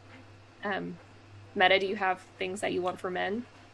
Yeah, I would love to see Min embrace the darker side of the race that, like, in the consorts, because there's so much about positivity and togetherness and all this stuff, but yet there is a melody of secrets. Like, obviously, there's some other side of the race, and you know what I could totally accept is that the people who join the melody of secrets because that's their destiny, they're not living among the group as a whole. Like they're going off and doing the bidding of that god, right? And you never hear from them again, kind of thing. You know, they walk in the shadows. But what else is there around that? And does every single consort have a little bit of every one of those things, right? And I would love to see Min evolve into being able to fully understand the scope of her race, because everything is always twisted to be positive, but the world doesn't exist that way, obviously, because the Grigori are there, and then there's these other monsters and the Seventh Sister, and what the hell's going on over there? Like, she's confused her character is confused because this entire time her life has been talked about as everybody can be good and they're not inherently bad people. And so, as you guys already saw in multiple occasions where we're facing combat, she's constantly trying to diffuse the hostility and use something else to either disable it or to talk about it, or puzzles or rhymes or whatever nonsense, like the idea for her is to, my hope is that she breaks out of the naive mindset and kind of explores the alternative personality traits that she definitely has. That's pretty awesome. So Grant, was there any difference between what Talk wants for himself and what you want for Talk? Well, no, and I'll speak 100% honestly and frankly. Like, I never have any desire for any of my role-playing game characters. I treat them as separate people from myself. And I'm always amazed to see who they become and what happens in the stories that we tell after the game. I had a tweet go viral about a month ago where I said, the adventures, what is written, the sessions, what's prepped, the games, what's played, and the stories, what's shared. Like, Talk is his own individual. He'll live his own life or second life, and he will go on to do great things. But for me as an individual, I'm always just fascinated and excited to watch him do that. I used to work in motion pictures and television, and the way I would write all of my scripts for a TV pilot or an animated series is I would often create the characters like they were characters in the role-playing game and just play like a solo session and let these characters go through the story. Now, I couldn't always use it for something that was publishable or presentable, but I learned an amazing story, and sometimes I'd have to go back and run a session again because, it was writing for industry as opposed to a game. But I've always just sort of let my characters live and die at the game table. And I'm always, even if he was met tragically, or the worst thing that could happen is he doesn't show up for the game. Like, that's 100% the worst thing that happens. He doesn't show up for the game, and he just ceases to exist because I didn't care enough to show up. So what I want for Talk is for him to live and die at the gaming table, let the dice fall where they may. There's a Valkyrie saying that today is a good day to die, as was yesterday and the day before and the day before that. And it goes onwards and backwards into infinity. And I think Talk as a neutral character kind of embodies that ideal. Yeah, So- go ahead. No, go ahead. I was just going to say, like, I think, like you said, you want to let them exist, like, as they are. I don't, because I want something for my character does not mean I'm going to actively try to change what happens to them for what I want. I do try and think of, like, my characters as something or somebody that exists outside of myself. So, like I said, the things that she wants for herself are probably different than the things I want for her. And what actually happens to her is probably going to be completely different than what I want for her. And me and Katie were actually talking about this because we're psychos about Burning Wheel. What we want for them is probably never going to happen. Like, it's just not on the table. And it's hard to not try and change things to be the way we want them to be, but we want them to be authentic to themselves. So I think that you can still want something for your character and still let them live and die in the game. But I like, because you did create them, for me at least, there is this special attachment. And Prax in chat said it's like players are parents and characters are children, and sometimes you have to remember that what you want for your child is not what your child wants or needs. And at the end of the day, you can try and influence them, but what they actually do is going to be their own ideas. It's going to be something that you can't control.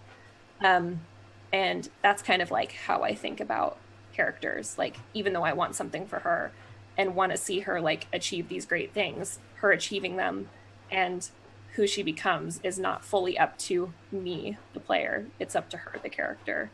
And I think there's, like, a special kind of detachment that comes with role playing. No, that's pretty cool. And that's totally like allowed, it's like that's just my personal philosophy where there's no right or wrong about this.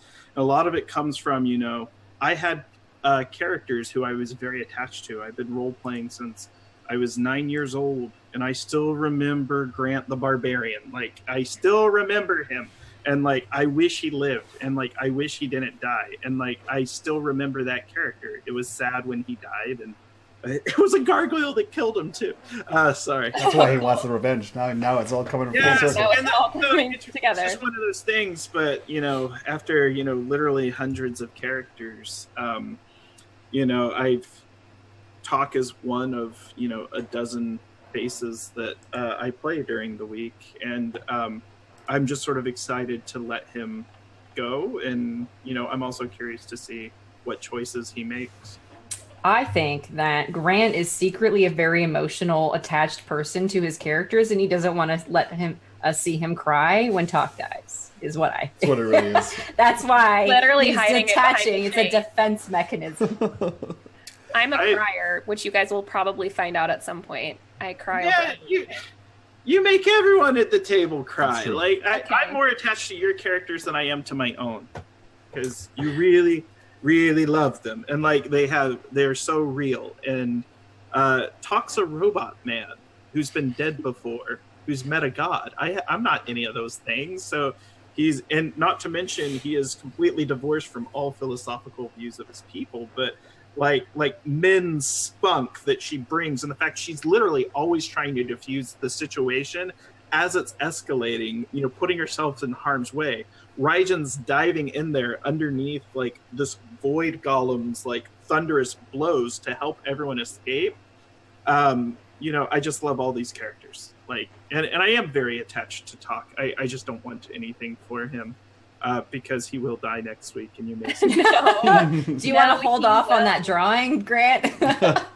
It'll be the memorial statue. Oh, okay. He better not die. Frozen So- Honestly, I don't think he's gonna die, because Min I would don't have been the either. first to die if anybody was dying. So, Summer, you asked a great question about what you personally want as a player for your character. There is a device I use, and I recommend it to everyone who will listen to me shout my soapbox. There's a thing called the 10-minute backstory. I know Meta just had some experience with it for a new game that she's in. It's my favorite tool, and I'm the one that forced it into this new campaign. I love it, and one of the things is to set goals. What is a long-term goal for your character? What is a short-term goal for your character? And it's basically exactly the question you asked. You as a player, what is the immediate goal you want, and what is a long-term goal you want? I recently had a player of mine. I read all of them. I say, give me your 10-minute backstory, and it's my job as a DM to incorporate you into my world, and what you want, I want to make that happen for you. I want your, fulfillment to come through this game. We've been playing this game for over a year now, and he has been working towards this long-term goal. I found out last week that the player forgot about it entirely. And it wasn't until I was doing things from his backstory that I was like, hey man, this. He's like, oh yeah, I should read my backstory again. Could you send it to me? Because I can't find the link.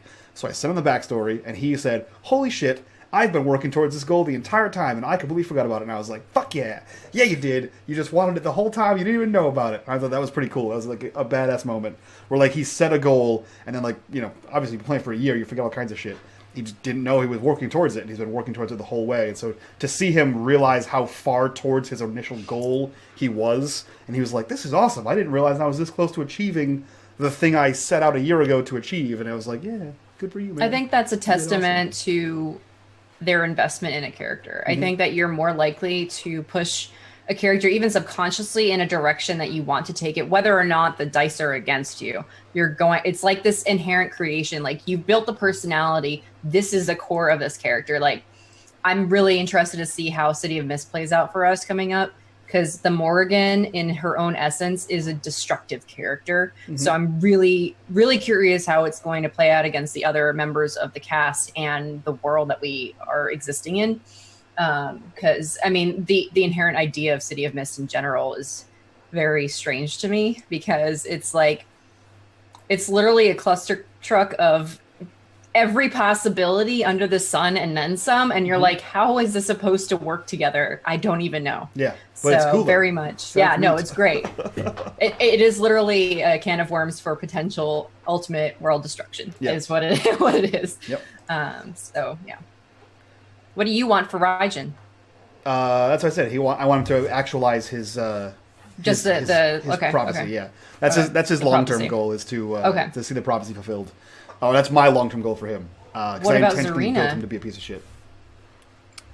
I have a short, medium, and long-term goal. The short-term goal for her is to be freed of her name, which is like, it's not exactly a short-term goal. It's like going to be pretty hard to do. Her medium goal is to feel as though she's repaid Min for saving her life. Her long-term goal is to free the slaves from the Grigori slaves. Because one of her beliefs after she became a slave was all intelligent beings are equal. No one person has the right to own another. And because she did serve as one of the Grigori slaves for a short time, she knows what their conditions are like. She knows what it feels like to be abused by something like her name that she has no power over. And so that's her long-term goal. I don't know. Those are my long-term goals for her. I don't ever know if she could rationalize going back to the Grigori and face recapture after she's been freed of her name. So we'll see how her personality changes once she is free of her name, because that's kind of her driving force right now to everything that she does. That and trying to repay Min for saving her life, essentially. Yeah, Min's short-term goal is to get the star to help Z. Yeah. So it's Min, because of her naive nature, is very much selfless in that she just wants to help other people. Yeah. And like the next goal after that is to bring Cinderberry back, because she has this inherent like feeling of dread because they had to leave him behind. But she has potential future in her hand with the seed. Like, we can bring him back, of course. Like, let's help Z, and then we'll help Cinderberry, and everything will be great again. You know, that's kind of where she's at. So did we got to 2 of our questions at the beginning? We did. The last question we had is gender in Mythdon. How is gender perceived in Mythdon? Well, Grant talked about the Lightforged and how there's like no difference between them. I talked about the Grigori and how it's not about gender, it's about blood and name, house name more specifically. What about the other races? Is there a difference? Meta? No. In the consort cultural aspect, a male, as far as like physical gender goes, in the anatomical sense, can do whatever a female can, and vice versa. So there's no designation of roles based on physical gender. Yeah, that's the same. So there is a vastly different physical between the two of them for Voidborn, but Voidborn is a caste society.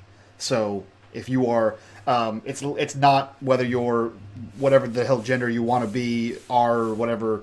It's if you're born to be a shipwright, you're a shipwright. If you're born to be a mason, you're a mason. There's very little wiggle room there unless you're married into a higher caste. You try not to marry into lower caste. You always try to advance your station. But if you're born into a caste, you're born into a caste, regardless of gender.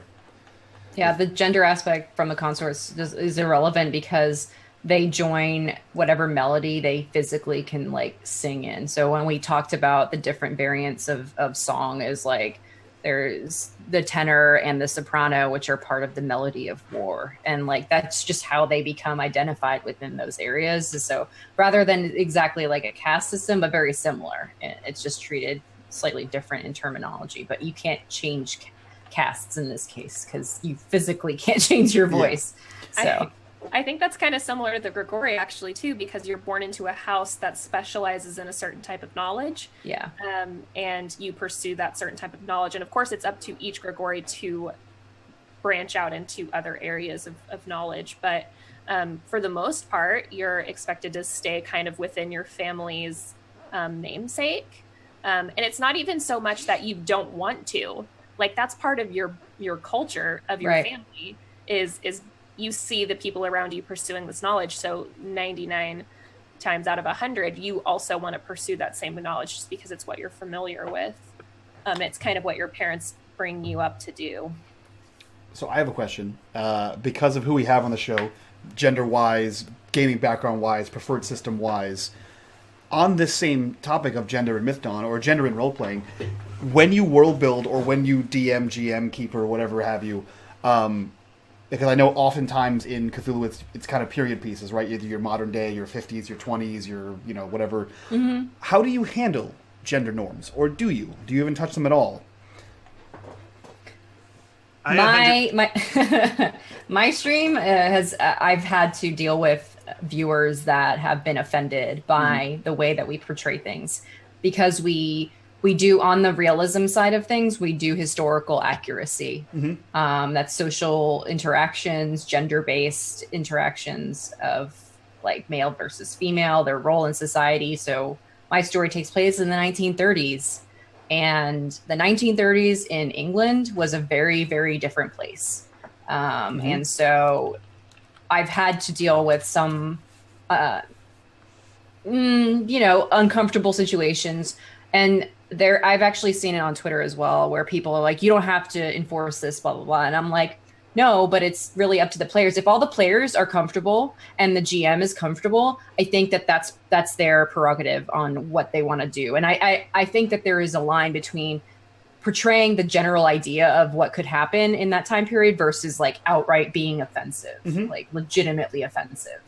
Yeah. So, yep, that is much the same as my philosophy. Like I mentioned before, when typical fashion of world building is you take a culture that you like and you try to tweak it and make it so you have some kind of realism base. And there are cultures in my world where it is absolutely 100% a patriarchy. And there's other ones where gender is sort of like, I have one culture that's kind of based on Dorne, if you've seen Game of Thrones, where like a woman can hold office, a woman can be queen, you can be whatever you want. But there's other ones where like, no, you are subservient, that's just how it is. Like I have one entire nation that's built around the Holy Roman Empire, which is religion and patriarchal. So there is no real societal roles. I've also had players from that area try to break the mold and like become something, and like that's a very interesting story for you to down with the patriarchy, I'm gonna be someone awesome. I'm like, sure, let's see what happens. That's awesome. Let's go with that. But it's always interesting seeing how other people do it. So Grant, I know you build a lot of worlds, and Summer, I know you play very different systems than what I play, so I would like to hear what you guys think too. Yeah, and it's interesting. My background's actually not in Dungeons and Dragons. I didn't play Dungeons and Dragons more than one time until like 2015. I came from games like Over the Edge by Jonathan Tweet, Unknown Armies, a lot of independent systems in the mid-90s. But as a world builder, and that's what I do, I almost always start with sexual dimorphism. Not one is dominant and one's not, but I ask myself the questions. Is this society... And typically I do it with societies because the world's going to have a lot of different societies. They're all going to interact differently. I decide and make a decision that this society is going to be female dominant, where their form of currency is trading the firstborn sons to local townsfolk. The townsfolk in the village beyond their coven want the firstborn sons, and the women have no use for them. They're happy in their coven. What does that mean, though, and what's the consequence if I set it up like that? How would a society that has 100% gender equality perceive this female-dominated society? Likewise, what if there is no concept of gender? I gave an example on one of the Encounter Roleplay videos where, well, they're genderless. They're essentially just jelly blob people. How do they determine who's in charge? They determine it by height. And okay, what does that mean? What if they wear tall shoes or they cast an enlarge spell? Can they steal office? They absolutely can. So I normally just start and go down the line and ask myself, if I'm going to introduce a detail such as gender, what's the consequence of the gender? The same with race. Growing up in the South, racism's alive and well. You know, I have minority coworkers. I'm married to an immigrant minority. I belong to a religious minority. My children are biracial. We deal with a lot of prejudice and racism, and I use gaming as a way to tackle some of these issues and talk about it. Where, you know, a lady doesn't want to let the dark elf stay in her inn. The dark elf's a player character. I haven't done anything to you. The player says to the NPC, she goes, "Yeah, but my family was killed by dark elves. You get out of here. In fact, you get out of the village," and starts, you know, banging the drum. My players who weren't dark elves gathered around. They're like, "Whoa, whoa, whoa, whoa, whoa, whoa! This guy literally saved all of you guys today. That we need to do this." So they end up having really engaging discussions around these topics. I think you can use gaming as a great way to tackle issues. But from a world building perspective, I normally ask myself a question, you know, what does gender mean in this society?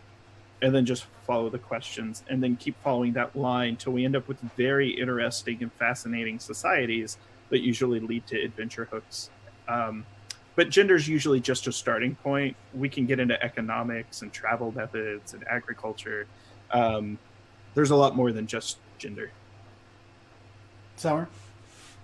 Yeah, so I think, like, first things first, I always talk to the people I'm playing with, whether I'm a DM, and, like, are you comfortable with, like, these, if we do have, like, a significant difference in the genders, like, you know, if women are treated lesser than men, you know, whatever the situation may be, talk to them about what they're comfortable with. I pretty much every game I play in, there isn't a like hard and fast rule, and across systems there's not a hard and fast rule. It's game dependent, obviously, every single time, but you know, I think just making sure that the players are okay with whatever you're doing, and I think that the most important thing is you have to give them the ability to break away from the stereotypes that you set up for them. So I think that's, like, what the most important thing is if you're going to put them, if they're going to be a woman in a man's world, like, you have to give them the ability to show everyone this is not how it is. Mm-hmm. Like, you have to give them the opportunity to break the gender norms, break the racial norms, and kind of set the world on track to be a better place. Like, it's like unfair to not give them the tools to be the change, essentially. And that's what a lot of players want to do. Like, yes, I'm okay playing a woman when women are discriminated against, but I want to be the person that starts changing people's minds. Like, I want to start affecting the people around me. And I think as long as players are okay with that, and sometimes chat is uncomfortable with it. Mm-hmm. And, like, something that's just been introduced to me by Elle, who's an amazing DM, that DMs Polaris for us. Yeah. And then Dingo introduced it into Monster Hearts, is the X card, where it's basically, it can either be a physical card if you're playing in person, or it could be like a Zoom chat, where if somebody crosses a line and makes you uncomfortable, you type X into the chat and you rewind exactly what happened. You literally retcon immediately. You stop whatever the uncomfortable, you don't have to explain yourself. You don't have to give any reasoning, but the GM will see that and say, okay, wait, let's rewind that scene and make it so that everybody's comfortable with what's happening. Mm-hmm. And I think it's a tool that everybody should include in their games. It's incredible. It's a really good way to keep everybody on the same page, like, especially if you're going to have heavy racism or sexism as, like, a tone in your game. It's really important to make sure everybody's, like, on the same page. And if somebody crosses a line, all you have to do is type X into the chat and they rewind that scene and play it out a different way until you're all okay with that scene. But yeah, that's what we do for pretty much all of my games. See, I'm a huge fan of the BioWare Fade to Black. In BioWare games, when things get too, you know, I guess in BioWare games it's pretty much exclusive to when things get too intimate physically, they just fade to black. But I have several topics that are hugely negative, that I tell people when we're playing in Timorel, these are facts that exist in the world. These things happen. I'm not changing the world for you. These things happen. But they have no relevant bearing on the game. They happen. If you want to include it in your backstory, that's cool. But that's kind of where it stays. Like, in my game, half-orcs are pretty much only created in one way. If you're a half-orc, acknowledge that, and then that's it. We're done now. It never has to have any bearing, unless you want to make it have a bearing, and then we have a conversation with the group. Hey, this is a topic that we're going to cover. Is everyone okay with that? Yes, no, maybe. And then based on opinions or concerns, then we cover it. I have a guy who's playing a half-orc in one of my games, and I was like, well, this is what half-orc society is like. They're based on Mongols and the Dothraki, so the only way half-orcs are made is you can do the math. They were like, okay, I understand that. Does that have bearing on me being an adventurer? And I was like, not really. Just most people south of this mountain range don't really care for you until you get to about here, and then they really don't give a shit. They just think you're like a unicorn because they don't ever see you this far south. They're like, okay, cool. And then we just roleplayed. And it was never relevant to the story or how this guy came to be or anything like that. And as you guys know, we have the private group chat. That was the first time I ever heard of the X card, but at all times I have the private group chat in Discord where like we had a I guess sexism kind of thing where we had two neighboring nations and a player from each nation, and this nation was a patriarchy and this nation was more equivalent, and they were thrust together in a party. And so I explained to them, I was like, just so you know, this is how your nation operates, and this would be your societal norms over here. And they butted heads, and it was awesome role-playing because one person was used to being treated like an equal, and then she all of a sudden wasn't. And she was like, I don't understand why this guy's an asshole. And he was like, I don't understand why this girl doesn't just do what I tell her to do. And so it was great to see the role-play, and then to see them kind of grow and adapt, and now they're like, they play off of each other, which is kind of a cool moment, which wouldn't exist if you're like, everyone's free and everyone loves everybody. I think that's kind of cool to have that. But then again, there's always that discussion of like, hey, this is, just so you know, this is kind of how things work, and then let's role play through it, and it's going to be awesome for everybody. Yeah, the other thing that we do, or that I've started doing in implementing it into my old campaigns even, is having a hard no, like you guys did for world building. Mm-hmm. It's more of like because you just don't know ever what somebody's been through, especially when you play with people online. You don't know their personal experiences. And so we created for like Polaris, we have a hard no and a soft no. So like hard no's things that just straight up will never happen in the game. And especially because Polaris is it's like a game of suffering. It's a game to be sad, where you're like intentionally trying to hurt each other.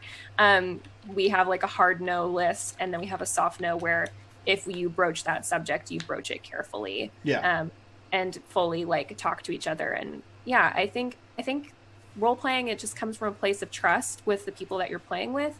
And if you're all on board for like everything, even the hard topics, go for it. Just know that you can push buttons and people can get upset, and you have to be willing to work through those moments with each other and be like have really good open communication when you get the hard subject. Yeah. I think a mod is actually a really important piece to role playing on Twitch because of that. And I say that because we are lucky in that we are among people who not only role play, but also commit to the role play of that character. And I've been in situations where somebody has privately messaged me after an episode and been like, are these two people okay? Or like they pissed at each other? And I'm like, no, they're fine. That was their characters legitimately playing out a disagreement. Like, there's nothing wrong between the actual players. So, but that's important because if that person thought that was happening, there could have been other people in chat that also felt uncomfortable. And so there is a level of balance sometimes, but you don't want to sacrifice the narrative because there's something uncomfortable happening. As long as it's not like crossing a legal or TOS line, there is room for openness there, I think. Hell, we do that live in this game. Well, that's what I mean. Because yeah. none of us have played together until this game, I think, right? Yeah, none of us have ever played in a single game together except for this game. I think I've played with Grant one time. I played in a one shot, but we had a scene. I think it was like episode 2 where I think Raijin was fighting with Min, and while we're role playing like out loud, I was like, everything's okay. I don't hate you, Meta. Sorry. Like we're literally doing that Yeah. live, making sure that everyone's like okay with the moment, which I think is Well, that cool. was like the last episode too with me Yeah. and Talk. Yeah. Yeah. Which I think is cool because Yeah. like in person games you can pause and be like, hey man, you're right, we're just having like this is just roleplay, right? We're like, yeah, okay, cool. Or you just have the moment and then afterwards you say, hey, was that cool? But we have the ability to do that live right here because we have this whole private world that chat can't see. That we just be like, hey, everything's I don't actually I'm want to kill always you. okay. Yeah, which is kind of cool. But yeah, I do agree that it's very weird with those gray area topics and chat. Yeah. Because I am, like, despite streaming for 2 years, I'm very much of the mindset, which may be wrong, could be right, who knows, that like I'm gonna run my game this way as long as the players are cool, and if chat doesn't like it, sorry chat. Like, suck it.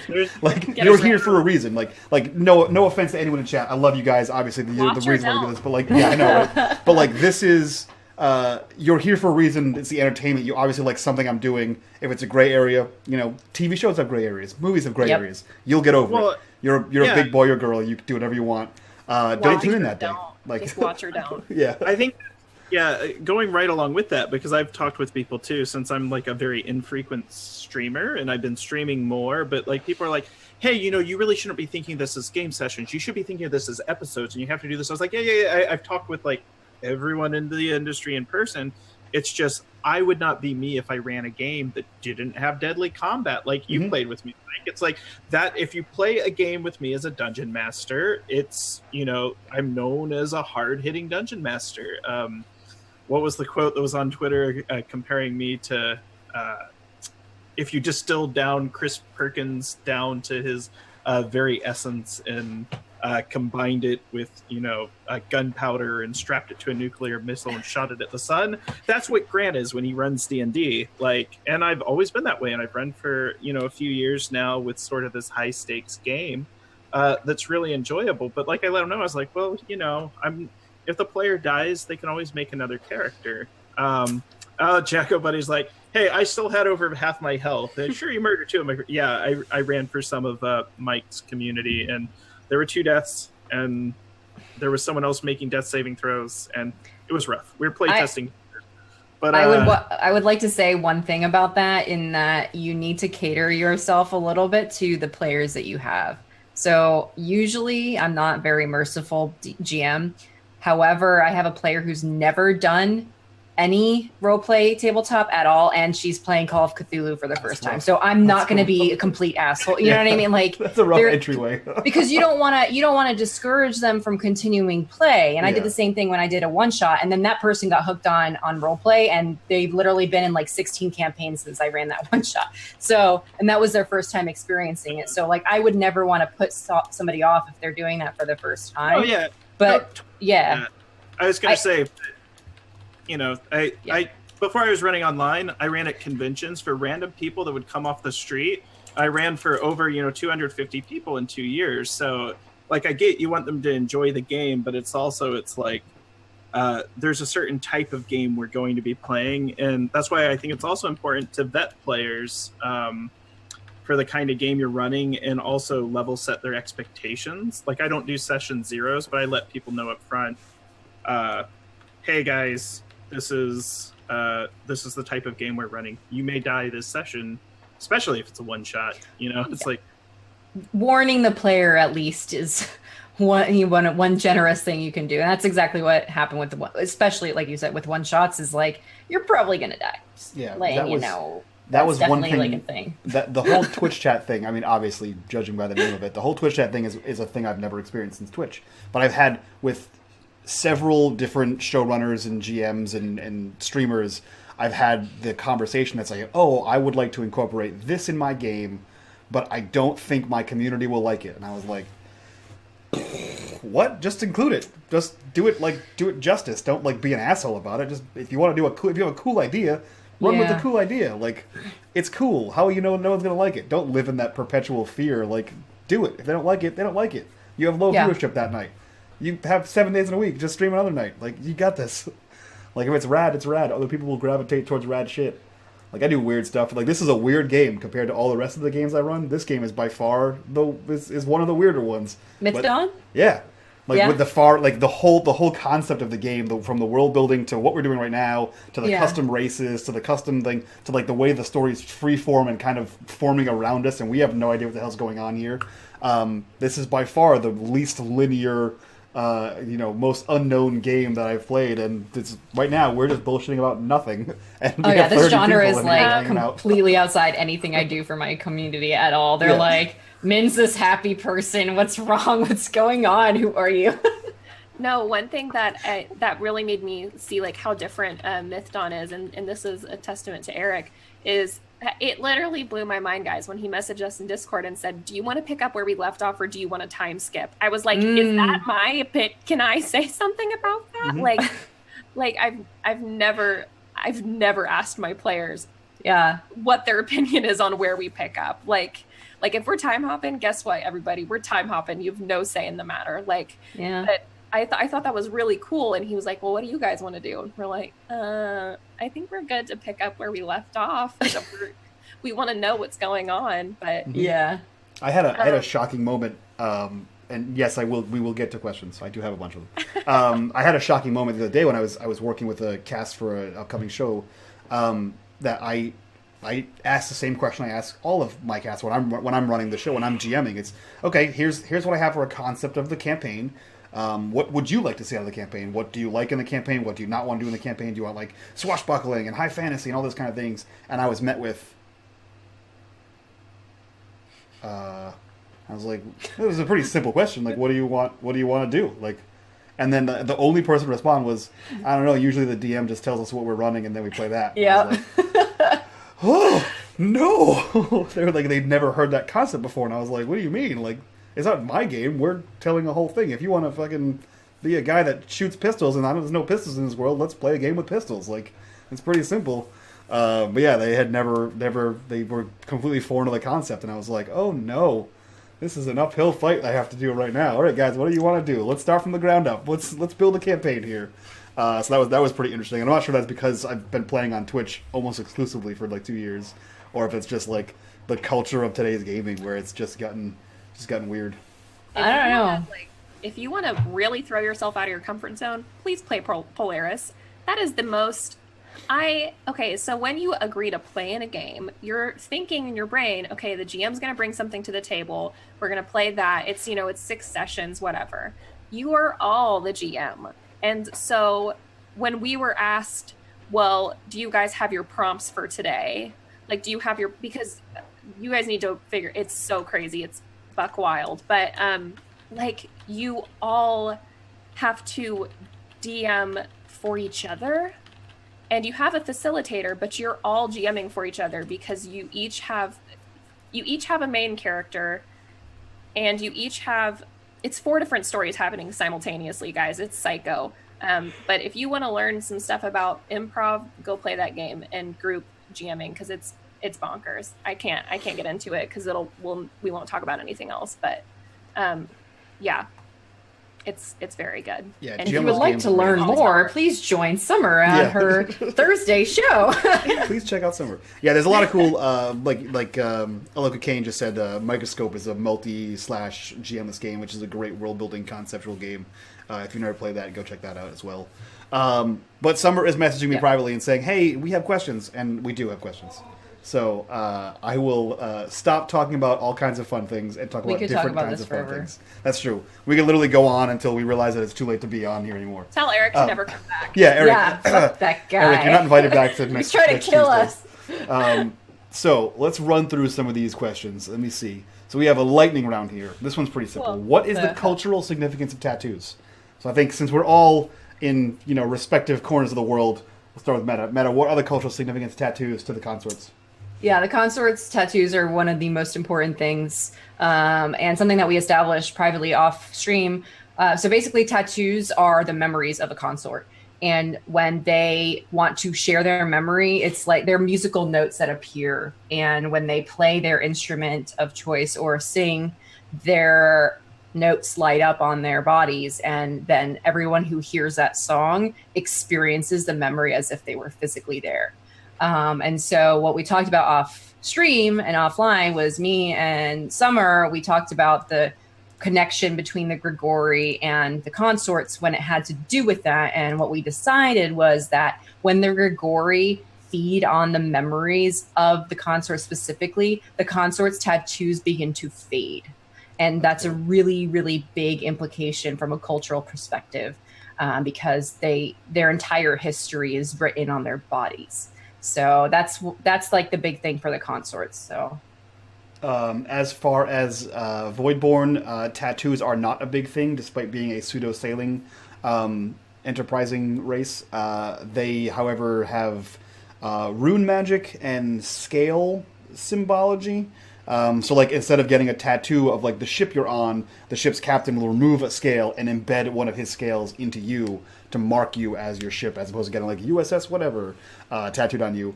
So there's less physical, like, ink tattoos and more symbolical? That's the word. Something like that. Scale removal and replacement. Summer, what about Grigori? Grigori don't actually have tattoos. So one thing I wanted to add on to what Meta was kind of touching on is Grigori, when they quote unquote steal dreams, they actually don't steal the entire dream / memory. They kind of like sift through, because like you can't tell truth in your dream. Like you have no control over that. So part of what they do is sift for the truth. They're really good at discerning what the truth is. And so when they take from consort, who have literally their entire memories living within them, it's very easy to find that truth. And when they take a memory, it's hazed. It's not like you forget it. It's the kind of way, like it's the natural passage of time where it becomes hazy to you, but that doesn't happen with the consort because they have it literally tattooed. It's a part of their being. And so when you can see that their tattoos are fading, having a hazy memory of something that is like integral to your being is pretty scary.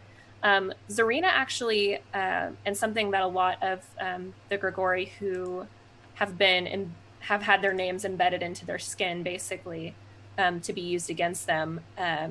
If they manage to escape, they will cover themselves in scarring, like ritual scarring, basically. So we haven't really gotten to look at it yet, but like neck down, Zarina is covered in scars that are different words and symbols from the Grigori language to try and hide what her true name is, which is why she didn't want to take off her glove, because she didn't want to potentially reveal. We'll get into some of the magic of the Grigori name that is trying to reveal itself, but yeah. So the normal Grigori does not have any tattoos. They could get them if they wanted them, like if they saw something from another race that they particularly liked, or maybe to denote something about their family. It's not that they don't do it at all, but it's not like a thing that means anything in their culture. Yeah. Unless you're somebody like Serena and trying to get out of that bad So it's something more like how tattoos are today. If it has meaning to you, it has meaning to you. Other than that, it's just a sweet decoration. Yep. Grant, tattoos in the Lightforged.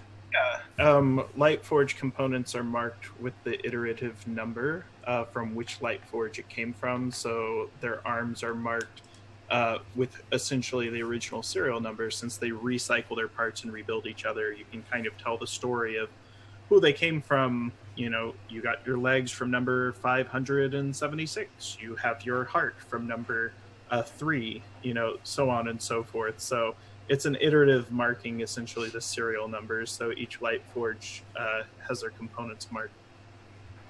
Okay. That's the closest thing they have to tattoos. Cool. So let's go in reverse order. What are some of the more interesting culinary traditions of the people of Mythdon? So, Grant, what's the more interesting culinary traditions of the Lightforged? They don't eat or drink. And I think this is an important question. Sorry. Ethan asked it, but as you think about the culinary tradition, that's going to inform your society's agricultural methods. Mm-hmm. So, you know, again, it goes back to that detailed and consequence. So the Lightforged don't eat or drink, so they don't have any. Which is also why they're completely comfortable living on the dark side of the planet where there is no sun, which they don't need they're it. not affected by cold. They don't need to breathe. They don't need to eat or drink. Summer. The Grigori feed on dreams / blood as it is manifested in the real world by soaking their names in blood. That's basically what sustains them. But they do eat within Undva, and they recreate the various foods of the world. Basically, like for their physical bodies, they don't need to eat. They do, because it's kind of like a force of habit, because somewhere in the past they did eat, but they don't need to live. So yeah, they don't need food, and they pretty much just steal everything from other people. Cool. Yeah. Voidborn culinary their traditions are familial. When ships depart and return from ventures, there are feasts. And then based on the caste hierarchy, there are also like feasts and things like that to the higher ups. And to be a lower caste and be invited to those is a great honor. And a strange thing that the Voidborn do with all of their trash and also all of their, not all of their, so all of their trash and some of their precious belongings are sent to the storm to be eviscerated or taken in by the Void Mother. So there are actual small crafts that are like trash barges that they just push into the storm to be destroyed and rebuilt into other things. So there is no refuse in the Voidborn cities. They are super clean for floating chaos cities. And I think we discussed this one during world building, and that's why I stayed for last, because it was super neat. So Meta, what are the interesting culinary things for the consort? Oh, so many. No, so the consorts treat everything pretty much as like a party in a way. So why should food be any different? It's very much like a potluck family style. You bring a part of the meal to the common area, and as part of you serving this dish, you tell people about your day or your experience or a story through song. And as you serve this dish, this is what happens, and everybody. So it's constant. It's like this big family event. So, I know some people can compare probably to like Thanksgiving dinner or whatever kind of like collaborative family thing happens, or maybe you do that with friends. But that's like always every meal is something is happening. People are telling stories. It's a celebration, as with everything pretty much that the consorts do. So, celebration of death, there's food and there's singing and dancing and all that. So literally everything that they do, the culinary aspect is very much another way for them to connect to each other. So still on you, Meta. What kind of education does the average person get in the consort? That's a really great question. So the way that I envisioned education for consorts is the same way that we kind of established death, and that the person who is the eldest at that time, who has basically the most tattoos at this point, takes in the tattoo, like they take the tattoos from the body that's being returned to the ocean, and then they permanently have that knowledge, and it continues to recycle that way. So education is something that is memories passed down, and depending on which melody group that you're a part of, you may have different knowledge than others. So in the case of Minea, she's in the melody of unity, and so all of her knowledge is about the consorts as a whole rather than an individual. So, if she were to talk to a melody of war, they would have stories about individual soldiers who did these amazing feats, but that's their memory, not hers. And so that's kind of how education works, is very much everything is oral history, and then through the physical manifestation of those tattoos to memory. Sweet. That's pretty cool. I didn't realize that tattoo thing. That's pretty rad. The Voidborn education system would make a Grigori cry. It is guarded. If you are in your cast, you learn what your cast needs to know. You learn shipbuilding, you learn navigation, you learn architecture, and that's it. So whatever your cast is, you learn exactly what your cast needs to continue being your cast. And that is the way you keep casts in line. You don't teach them what other people know, so you can't cross, through into the other casts to do other things. You can't multi-class as far as work. So they only teach you what you need to know. And it's for everyone else that sounds terrible, but for Voidborn, it's just the normal way things are, and that's what you don't need to know about how to cook if you're a shipbuilder. Yeah. So, Summer? Well, the Grigori, until they turn 13, are basically trained in, like, they're kind of escorted into Undava by their parents. Normally, one of the parents will choose to like take the task of raising the children. For Zarina, it was her mother, and kind of teaches them about how to, because it's not something that's innate. You don't just go to Undava when you go to sleep. It's something you have to actually work to do. So basically, the first 13 years of their life they're taught how to go to Undava. They're taught about seeking out dreams. They're taught about sifting through dreams. They're taught about the different races, kind of. Like they know, like every Grigori child knows that consort dreams are like the most valuable, basically.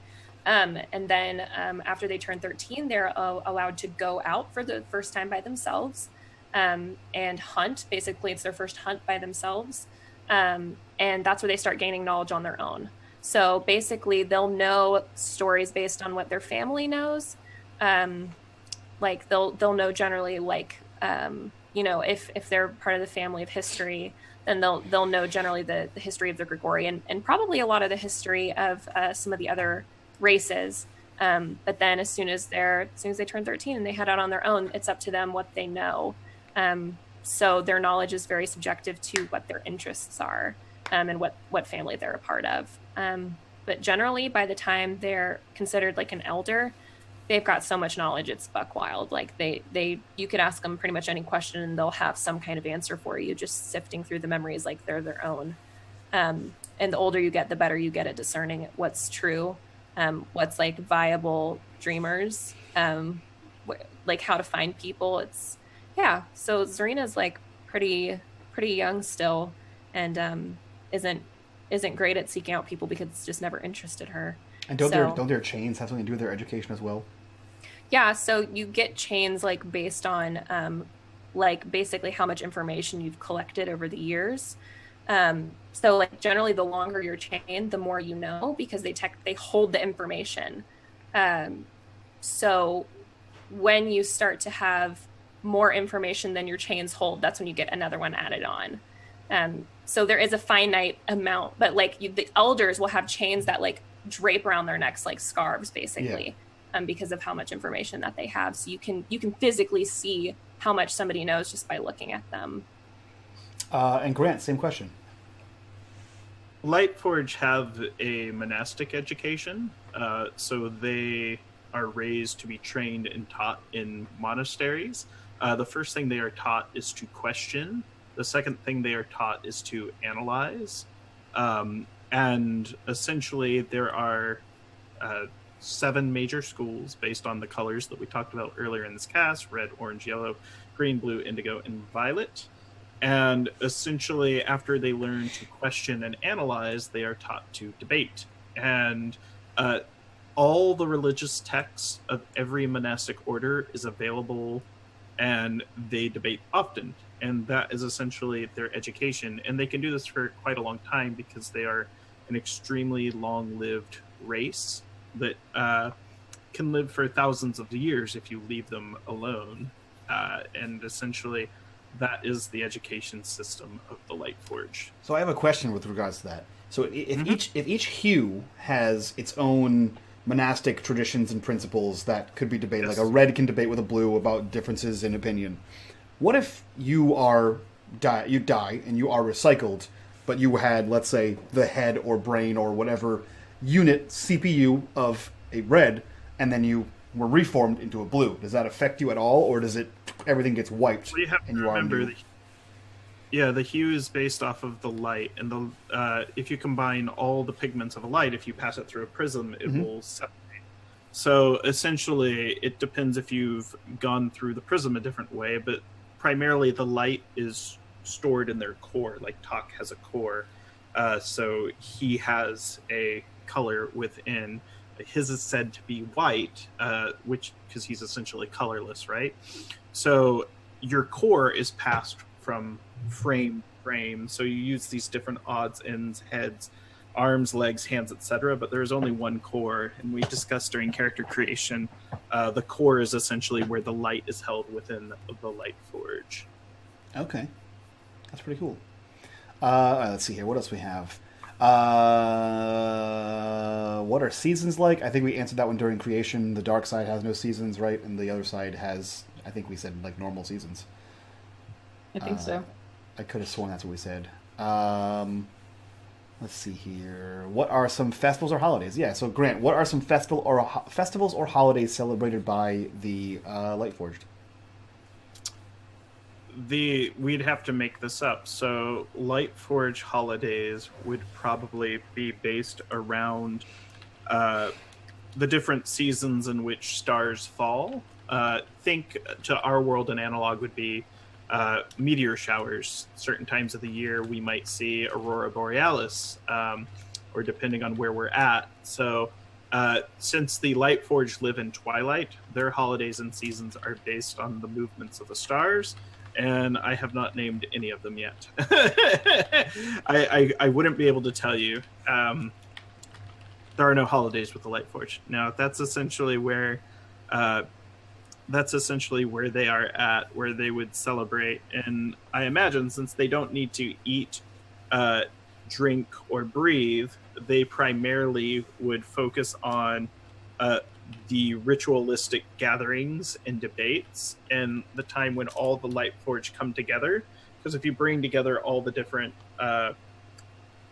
light pigments, then the light is whole. So I assume that once a year, on what they consider the new year, the Lightforged come together as one, and it's the only time during the year they don't debate, but they sing the same song, and then they go back their separate ways. I would love to see, since they're so long-lived, and since they live on the dark side of the planet, right, that there would be like some celestial star-related event where like a star shines brightly enough to hit like their central crystal unit, and it just sort of like whoop, and does some weird stuff. That'd be cool. Yep. I like that. Like the Indiana Jones mirror puzzle. That'd be cool. Summer, what about holidays and traditions in the Grigori? So there's three major ones. There's Undava, which is the nightly festival of lights, literally every single night, except for one, which is called Nanalt, which is named after their capital city, their physical city, which I touched on in part of her backstory. It's the one night of the year that Grigori abandoned Undava in honor of their physical bodies, and basically it's the only night that they get together in their physical forms to kind of celebrate their physical being, which is something that's not normal for them, so that's why they try and only do it once a year. And then there's Krayar, which is the creation festival, and that's in Undava. And it's basically the day that they recognize as the creation of the dreamscape, when the first Grigori entered. And their holidays look, the nightly festival is basically just Grigori treating themselves to a party, just food, music, dancing, kind of a mashup of the rest of the world's songs and cultures. And I think something that's really cool is they'll steal songs from the consort, which is very rare. So there's a couple of Grigori that'll have consort songs, or will dedicate themselves to hunting consort, and will recreate that music.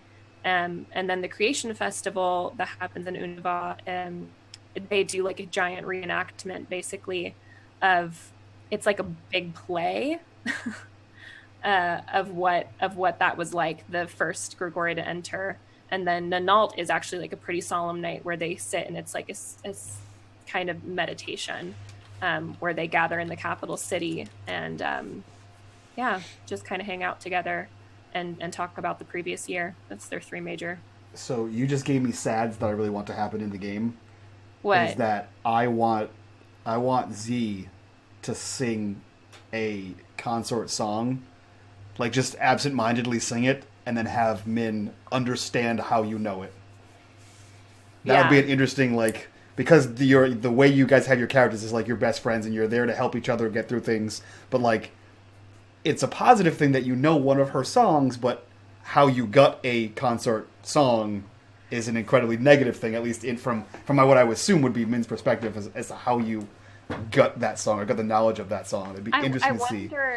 I wonder though if she would suspect, because Z did spend time with the consort, like she spent physical time with them. So I wonder if she would immediately jump to that conclusion, because Z doesn't have any of the memories herself, but obviously she has her own memories of other people singing those songs in the nights in Undava. So very interesting. Very the nightly interesting. festival is bomb though. If you guys ever get a chance to go. Yeah, I mean, let's just go hang out. No problem. For Voidborn, they have one massive holiday that's like their high holiday, is when they make these massive sacrifices to the Void Mother, and send fleets of ships into the storm, bearing all kinds of goods, food stuffs, treasures, relics, ruined items, and things like that. And then they have festivals every time a void ship is sent out to find a star, because they believe that you give everything back to the Void Mother, and the Void Mother gives you, treasures back in the form of falling stars. And a ship must be ordained to go find one of those and retrieve whatever relic that the Void Mother has deigned to give us. So they have a big festival before the ship leaves, and then when that ship returns as well. So that's pretty cool. Meta, what about the consort? Every day's a festival. No, I'm just kidding. Basically, but yeah, there are all many festivals. But the big festivals for the consorts would be the actual birth of a new melody, like the physical immersion from the ocean into a living form. And then I haven't decided if consorts actually emerge as babies or if they're already like able to walk and talk and stuff. I'm not sure. I don't know how I feel about it yet, because like their whole thing is from the water to back to the water, and like we never dove into any of that, and I feel almost like they should just be a creation from an element at this point, because it just like a physical birthing process just doesn't make sense for the race at all. Well, I think one of the things we discussed was that, like you said, into the water, out of the water, but when they're born out of the wall, they set off to find a family. They don't have a family in the traditional sense. Right, exactly. So and I that's imagine why like a toddler just kind of find that would be strange to like think of, like to go find your band essentially as pretty much. So that there would be a festival for a birth, because it doesn't happen all the time.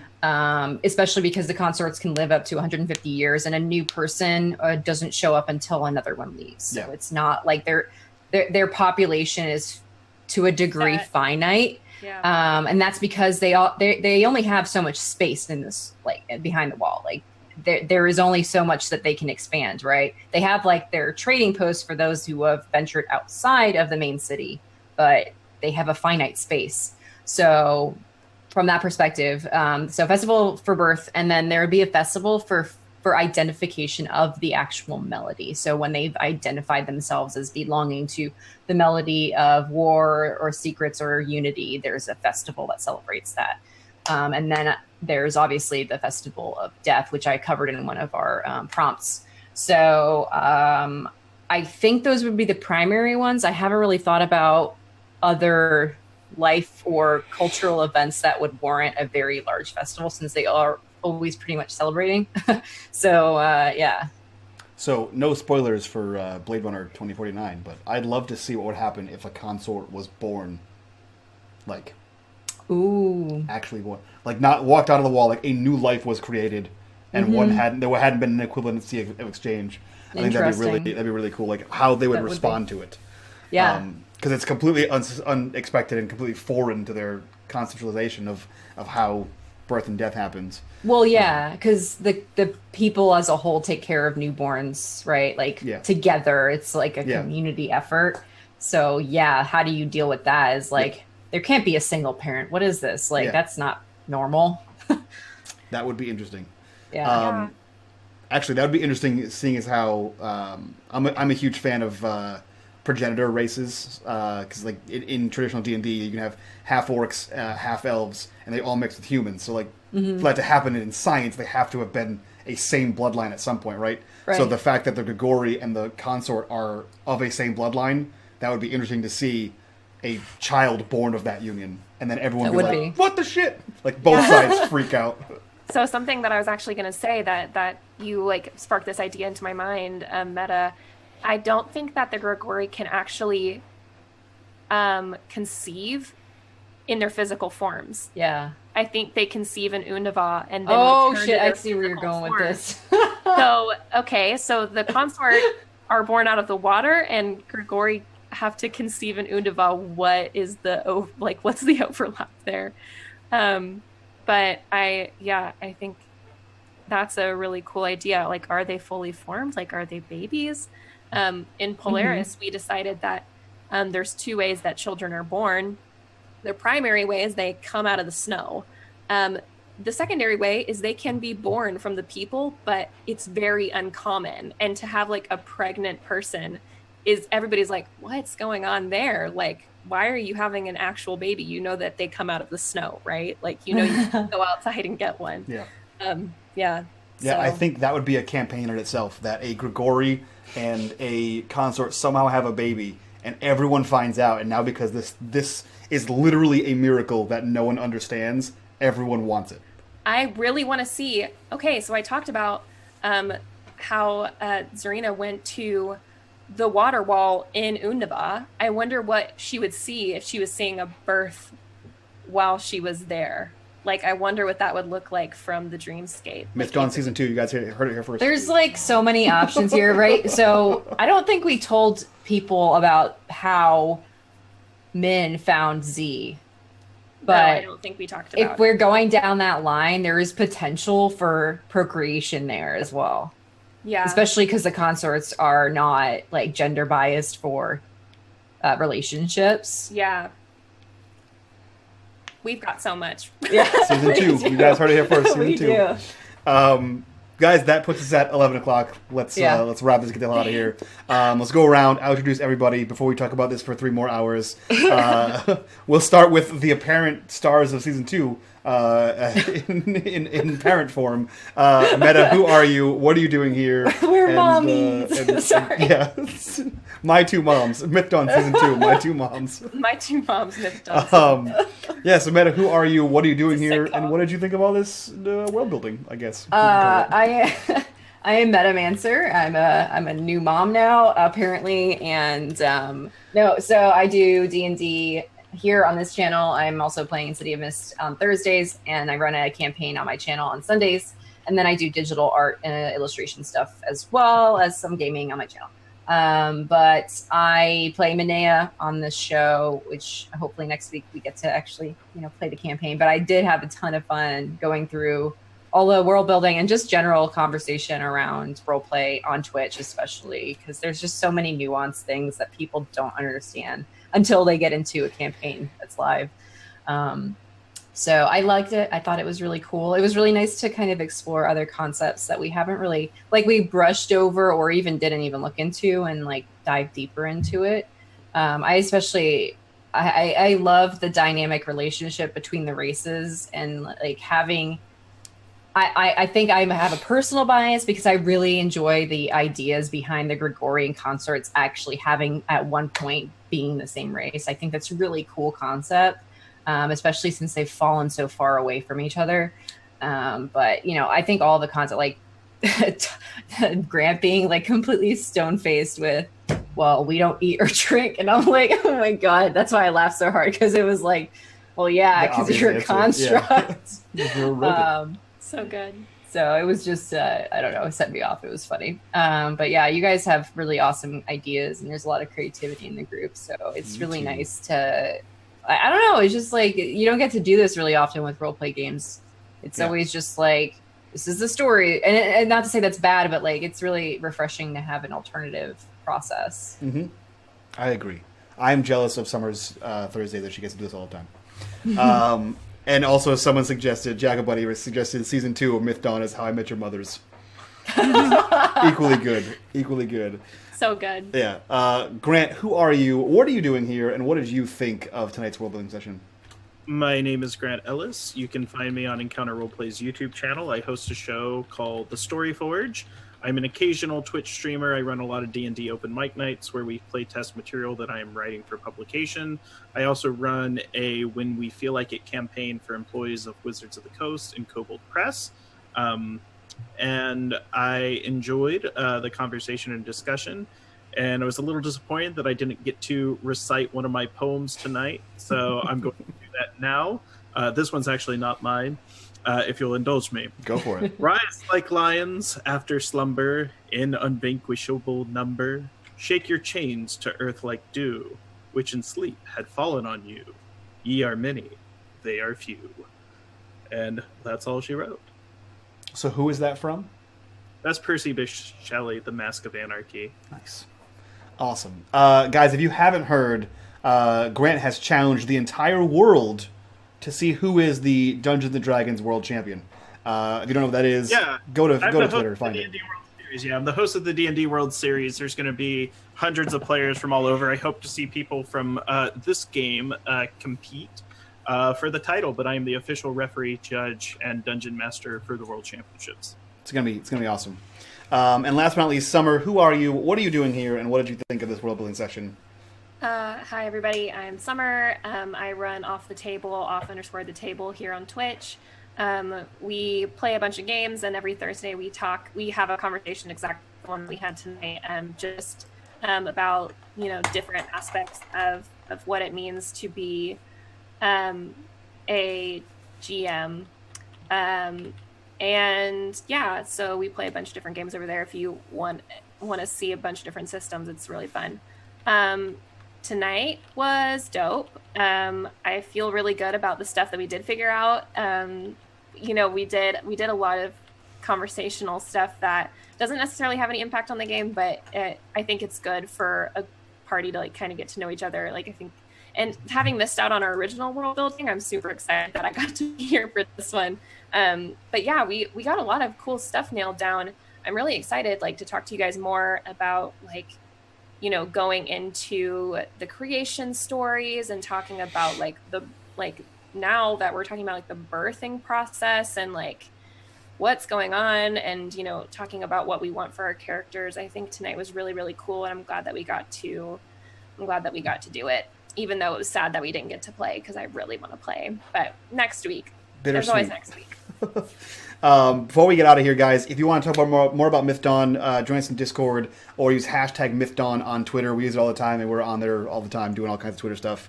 Right now, we're going to go raid Video Store Cowboy, who's currently playing the first episode of 6 and 20 Metropolis, where you can see tomorrow here for the second episode, and Thursday on Not So Speedruns, where Meta will be playing in that new game. So definitely go check that out. It's going to be a rad time. I think that's pretty much it. Go give him a follow. Go hit that like button or whatever the platform has. I don't know. I don't pay attention anymore. And from all of us to you guys, bye-bye.